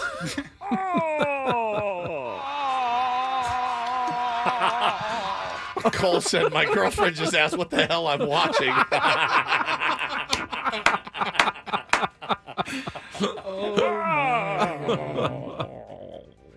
I gotta find out. That was spectacular. I don't that know was, who this kid I need a was. cigarette after that for sure. Whew. Was it good for you? Kevin Dana. Kevin Dana, huge fan. D-A-N-N-A. Huge fan of your work. Great stuff there. All right, then finally, as I was perusing the interwebs for a story for my last part of the Roundup Report. Yeah, the fun story. The fun story. It's not really a news story. It's not really news you can use, but it was a debate that split Reddit. So somebody put out a poll on Reddit and asked a good old would you rather question. I never heard this one before. I love You've heard all the would you rather. I thought we've pretty much done them all. We've heard them all. You this haven't one was heard new. this one. The question was, would you rather find under your bed a dead person or a living person? And I mentioned it to you guys before the show. And we didn't really get into it. You both had some thoughts, and you said, just save it, save it, save it, save it. I will tell you that the poll was like split evenly. 51% people saying that they would rather find somebody dead under their bed. 49% said they would rather find somebody who was alive. So clearly, or that would be neither worse. is not an option Neither here. is, yeah, Because correct. that would win in a landslide. Dead person or living person Whoever put under up- your bed. Whoever put up the poll said, like, assume it's not like your brother playing a prank on you or something. It's you don't know this person if they were alive. Right. Yeah, because if somebody, I don't want anybody in my home to be found under my bed dead. Okay, anybody that's currently there, I gotta go dead. Somebody Stranger in your home. Stranger dead under my bed is better than a stranger alive under my bed. This person said they'd rather the person be alive so that they could choose what to do, kill them if they needed to. I mean, you hope. Yeah, you hope. This person said, I would prefer it to be a dead person. It may be more gross than scary. Then you got to consider that there was an alive person that put the dead person there. It's really not that. I mean, if somebody They could died, have crawled under there and then died. what, for warmth or something, Yeah. out of the cold.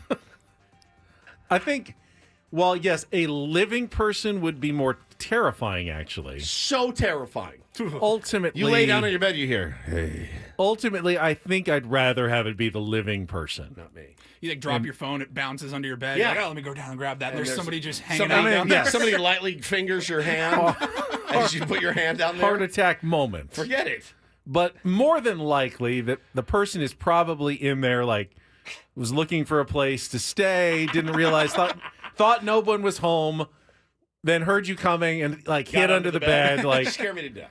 It would be scary, but, a dead person What do you under think, you're going to reason with them? But hey, get out from under there. Yeah, Hit the road, Bob. I'm running out of the house. I'm calling the cops. You're doing the same thing if they're dead. Yes, but that is. How do you now explain that's that one gnarly. away? How do you really explain the fact there's a dead person Hi, under your bed? 911. There's a dead person under my bed. Who No, is it? I Do had you know? nothing I to do have with no it. idea who it is. How they got there. I didn't do it. I mean, at least there's someone they could ask for the explanation if they find the live person. Let me put it this way. If I go home after the show here and I walk into my bedroom and there's a dead person under there, I go, oh my God. I walk outside, I call the cops. I'm eating my Chick-fil-A by 11:30. And I don't think about it really for the rest. They come, they take it, I answer the questions. I'm sitting down eating my Friday Chick-fil-A by 11:30. And I don't think about it. For the rest, I'm like, that was weird. If I walk in today and I walk in and I hear, hey, and there's some guy under there, I could get knifed, I could be raped, I could be shot, I could be killed. Did you catch a game last night? Now, if it's him, me and him are eating Chick-fil-A together. Be carved. It's gonna be carved. Forget it. Ooh, I would Carving never, Guy bro. horror movie. I would be so sick. I'd be so terrified the rest of my life, everywhere I went. Here's the other part. I know we have to take a break.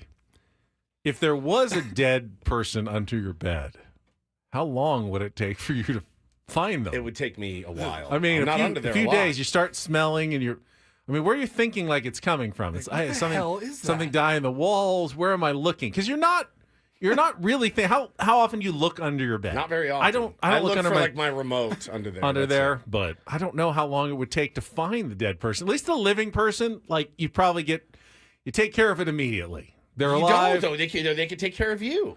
Next thing you know, you're in a box in their pawn shop with a gimp mask on, and you're like, well, how did this happen? Forget it, dude. Dead. Easy. I swear I wouldn't even lose a wink of sleep. I'll be like, oh, well, all I know is I didn't do it. I'm having my lunch by 11:30, and I don't think about it again. Like, that was weird. I don't know how that happened. But some creep under there, and like I said, next thing you know, you're in a box. You hear me talking, hillbilly boy? And that's you for the rest of your life. Forget it. Forget it. I do not like to be scared by people that are hiding from me. All right, we're going to take a quick timeout. I've got my super sexy Saturday college football lineup for you, if you'd like. And I would like to say hello to the man who just walked into the building. One, there he is, Italian Paul, Frank Marchese, who has had a month, and I am impressed. So hopefully we'll get to that as well. Coming up with Ben and Woods after traffic on 97.3 The Fan.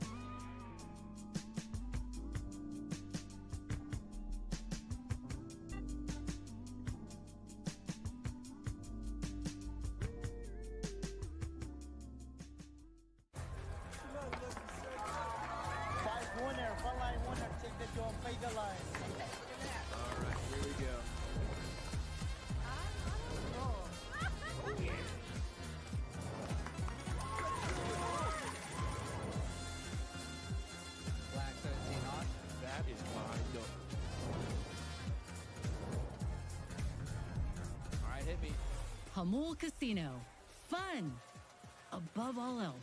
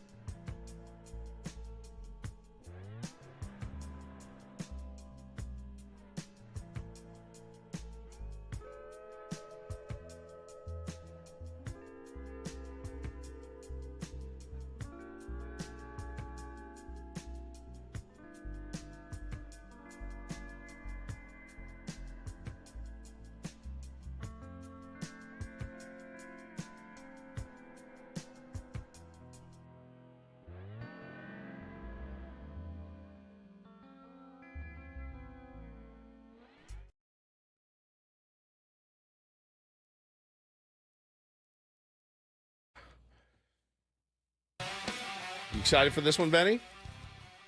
Didn't have this Papa on my Roach? bingo card. I did not either. It was just a new surprise. Just, What's the news from the Padres? Just went into my Twitter feed. Papa Roach and Rise Against are coming to Gallagher Square. Okay. Padres are announcing that on behalf of Live Nation. Let's see. The pre-sale begins next Tuesday. Concert is Wednesday, March 26th, right before opening day. Ooh. Gallagher Square. Papa Roach is an American rock band from Vacaville, California. Do you know that song? I have heard the song, yes. Let's hear your best Papa Roach. Can I get some Ben Reed's Papa Roach? No, I want him to give me it? his best. It is kind of more of a spoken word song at the beginning. Play the beginning again. I've heard it. Yeah, I've heard it. One sec. Cut my life into pieces. This is my last resort. Suffocation. Let's hear it. Cut my life into pieces. What? This is my last resort. Suffocation, no breathing. Don't give up. If I cut my arm bleeding, this is my last resort. Is that not how he does it? Wow. What did I do wrong? You were singing it kind of. You have to go cut my life into pieces. You have to it has to be more like a scream. Think about punch. Cut my life into pieces. So more staccato. More staccato. Staccato. There you go. Cut my life into pieces. Do you not know how to this do is my last resort. Suffocation, no breathing. Don't give up. Cut my arm bleeding. Why are this you is shaking? my last resort. He's doing this with his head. Why You are unbelievable. Holy. I'm not pretending to be a rock star from Vacaville here. Right. I would like to see you do that at Let's go karaoke. piece by piece here. Yeah. Cut my life into pieces. Cut my life into pieces. Better. This is my last resort. This is my last resort. Suffocation. Suffocation. No breathing. No breathing. And then you're going to have to do the rest. I can't play the next part.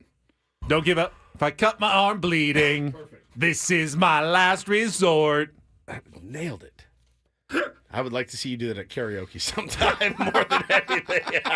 Hey, will you open? I'd like to see you do anything at karaoke. I would too. Deep lyrics. Verse 2. Yeah. I never realized I was spread too thin till it was too late and I was empty within. Wow. Hungry, feeding on chaos and living in sin. Downward spiral. Where do I begin? This could be your life story. It all started when I lost my mother. Oh, your mother's still No alive. love for myself, no love for another. Searching to find a love upon a higher level, finding nothing but questions and devils. That's Roach. good. Ben Roach. That is someone good said. It stuff. is good. I always love that song. Ben Roach. Papa Ben. I'm so happy.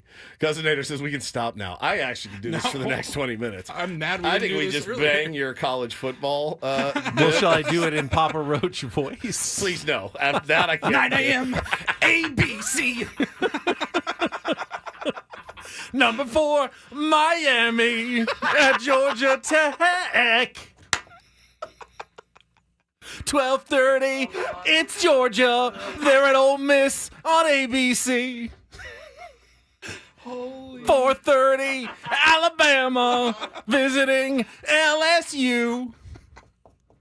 7:15, Into pieces. This is my last resort. undefeated BYU. Throw up. I can't believe this is happening.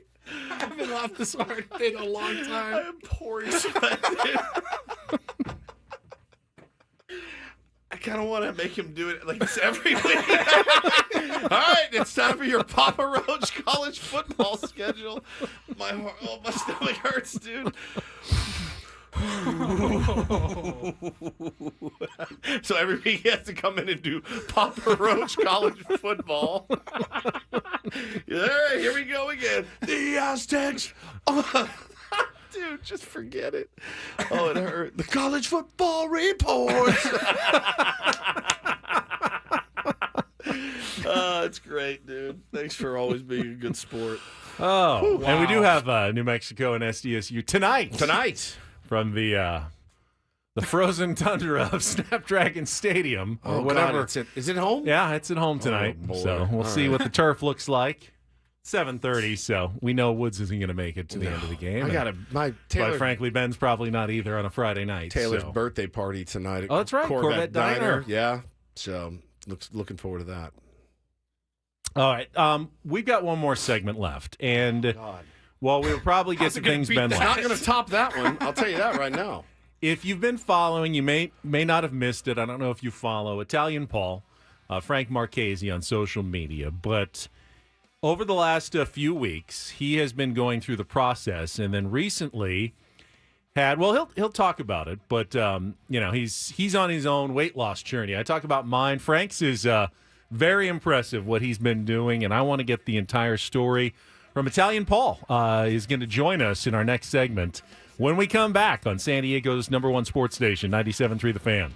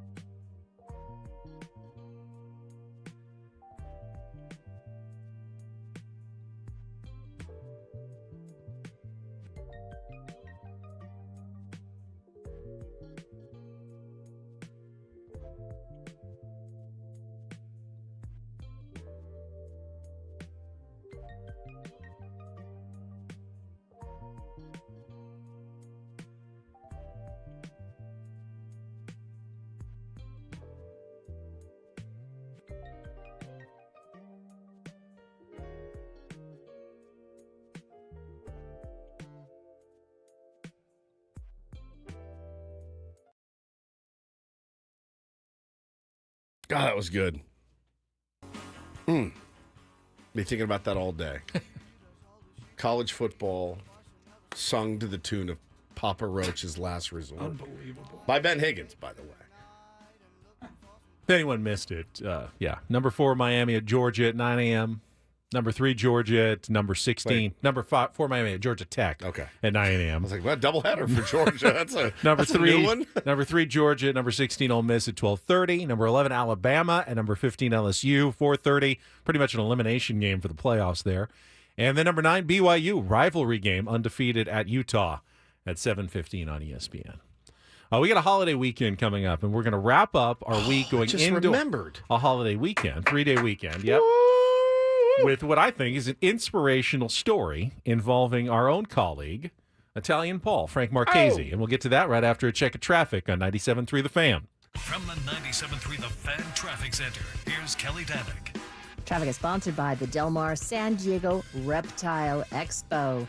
The roads are looking pretty good all around the county. Just a couple things to mention here. Northbound 125 Mission Gorge off-ramp. There is a crash involving several vehicles. They're trying to move that out of lanes. Also, South 163 past the 805. Some debris reported in the slow lane.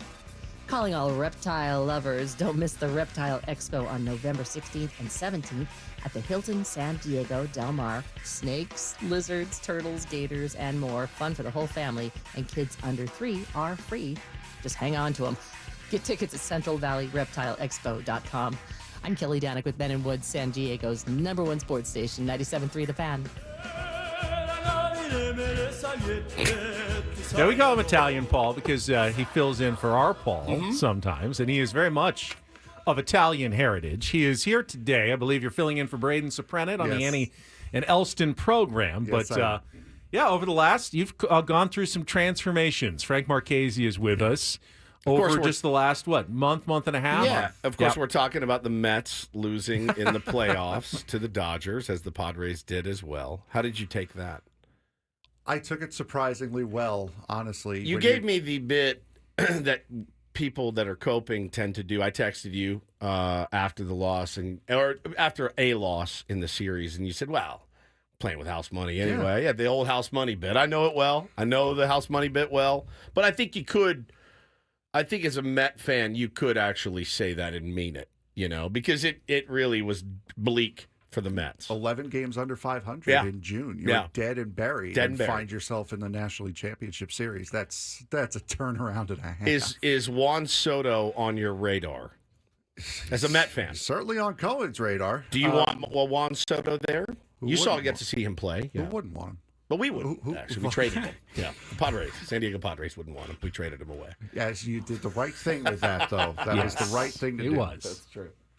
So, Frank, first of all, you look fantastic, which is great. But tell us kind of, a lot of Americans, including myself, have battled issues involving our weight. Not me. It's a very common. Can't relate. Not even a little bit. It's a very common thing, but recently you decided to do something about it, and something pretty dramatic about it. So tell us just a little bit about your journey here that you've gone through over the last month. So I woke up one morning and decided, I'm going to start taking control over my life. I went to see Dr. Sunil Boyrul at Old Del Mar Surgical, and he suggested a stomach sleeve surgery, which is basically where they poke 5 holes in you and take out 80% of your stomach.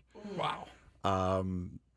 So I had, starting on the 9th of last month, I had to start a liquid diet, which was not fun for the first 2 days. I was following along with your tweets, and I could feel it through. It was awful. The Twitter. Oh, it was awful. The first 4 days or so were horrific. So all liquid, like just broths and things, Well, or no, what? I could have like as I said the other night, Gatorade Zero, sponsor me, please, because you kept me alive. If he gets Gatorade sponsored before we do, I'm going to lose my mind. But go ahead. You have kept me alive over the last month. Like sugar-free ice pops. I can have Jello, like soups that are just like not chili. Yeah, no. I just had liquids. What do you have? Chili. Clam chowder. Yeah, no chowders. Yeah, no. The 24th, I had the surgery. It only took about a half hour. That's amazing. It's crazy. It only took a half an hour to take out 80% of your stomach. Yeah. The scariest part of the whole thing, at least for me, was getting wheeled back to the operating room. Oh, yeah. Because it's not talk anymore. There's no more jokes. It's go time. We're doing this. It's like, we're doing it now. Yeah, it's go time. This is hey, skydiving would be really fun, and then you're in the plane and you're like, well, this sucks. I don't want to do this. Yeah, so I ended up staying in the hospital 2 extra days because me coming out of anesthesia was not we're not gelling. Yeah. So came home Saturday the 27th around noon or so, and then after that I've been on the liquid diet again. Just yesterday, I was finally able to start puree food again. Mm-hmm. So I had the best scrambled egg I've ever had in my life last night. Pureed? No, it was just a scrambled. No, I All could right, have I a was like, scrambled egg. Soft enough. It's Yeah, scrambled egg. yeah. But what does it feel like? Honestly, I don't feel Any different? too much different. Of course. The idea is that, when you eat, you're going to get full and satisfied a lot faster. With a Yes. smaller stomach, it's going to send that signal like, okay, I've just had half or a quarter of what I usually would have, and I am full. I'm done. Yeah. I'm not going to have any more. Yeah, like if you would have told me a month ago, here is one scrambled egg and that's it, I would have strangled you. Yeah. But Where's my toast? Where's my exactly. potatoes? Where's my corned beef hash? Yeah. That's a big problem. When I went to the doctor, they said I can't have like rice, bread, or pasta until Christmas. I'm like, no, I'm Italian. That's Pasta. That's a problem. That's a You're big literally issue. taking away 3 meals a day from me right now. All right, breakfast, lunch, and dinner, and snack. But yeah, it's been incredible. And as of this morning, I'm down 50 pounds. Hell yeah. Wow. And how, like, what's the goal? My personal goal is Yeah. to get down to 245. So I started this at 394, and I'm down to 344 right now. So you still got how Third much? of the way. Third of the way. Yep. That's awesome, dude. you. Congratulations. By this time next year, though, you very well could be there. I very well could. And you know what the funniest part is? Hearing your SD fat loss commercials. I've lost 40 pounds in 60 days. I'm like, beat you. Yeah. Nice. 10 more pounds in 30 less days. What's up? Different journeys for everybody, but the most important thing is making the journey and, as you said, taking control. Yes. And, changing your life, making this decision that you wanted something different and something better for yourself. It's awesome, man. Which is awesome. That's really good. And you know how good? You know how good that pasta is going to taste at Christmas? Oh, I mean, do you have dear any God. idea? I'm only going to be able to have like a forkful, but God, it's going to be It's gonna be great. the best forkful you've ever imagined. All right, so it begs the question. Last year at the Christmas and Holiday Extravaganza, Italian Paul came in and worked the board for us and did a phenomenal job. I would hope that you're back this year. I would hope so, too. Okay. I would have to assume. I would like that, Adam, if you're listening, to make that happen. Number 2, though, he made us a cheesecake, and he made us the most delicious, what was it? It was Italian pudding, custard. Italian custard. I think about it. I think about it at least once a week. About Italian Paul's Italian custard that he made us. Is that off the table now? I can't eat it, but I can make it for you guys if you want. Well, that's kind of mean of me. It's tough. It's either hard, like you're I can't eat it sabotaging yet. it, or Frank may think, hey, you know what? I can still derive a lot of satisfaction about making Feeding other these people fat guys and making other and- people happy. yeah. No, I wouldn't mind making it again if you guys wanted it. I just don't. I don't want, like, you don't take an alcoholic. You're like, hey, I'm going to lock you in a liquor store. No. All right? See you later. Have fun. I can't eat it. Hey, you're bartending our party next Yeah, hey, week. can you bartend? I know you're 3 days clean and sober. You want to pour some drinks for us? Like, I mean, it's like, I feel like a jerk.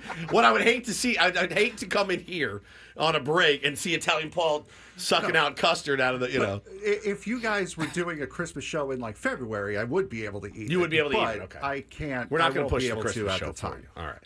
I would like some custard. I'm really happy for you as someone who's done my own weight loss journey, and certainly I've obsessed about food my entire life. I just know how hard it is to think that you're giving something up, but I can also tell you that now I'm kind of on the other end, how much better I feel and how it is worth it. Whatever the pain that you've gone through, and I know it is pain to go through it, that the goal on the other end is worth it when you feel like, man, I can get out and do things and I can feel good about myself. It is truly worth the pain and suffering you're going through. Yeah, like this shirt I'm wearing, I haven't worn in years. Let's go. So, That's awesome. Nice. And one thing my uncle tells me that I keep thinking of: nothing tastes as good as being skinny feels. Ooh, so I like that. I like that too. I like that a lot. And it's ringing true. Frank, Ben wouldn't do it when he lost his weight. He wouldn't go out and buy new clothes. Yes. We got really mad at him. He still won't. We said, bro, that's the treat. That's the reward for your hard work. So Frank's gonna have no please, choice. When you get to that point, oh no, I will. Go spoil yourself. Yeah. Go to the mall. Go crazy. No, I definitely will. I'm not at that point yet. I know. My store recently has been my closet, the back end of my closet. That's stuff. And I had the same thing too. I had a bunch of stuff that just didn't fit me anymore that I've started fitting into. You know what I learned about Ben Higgins last week? We made him wear for Halloween jeans, and he walked into the production studio, and I go, bro, why don't you pull your shoes up? Because he had like high waters on. And he goes, no, these are actually the right length.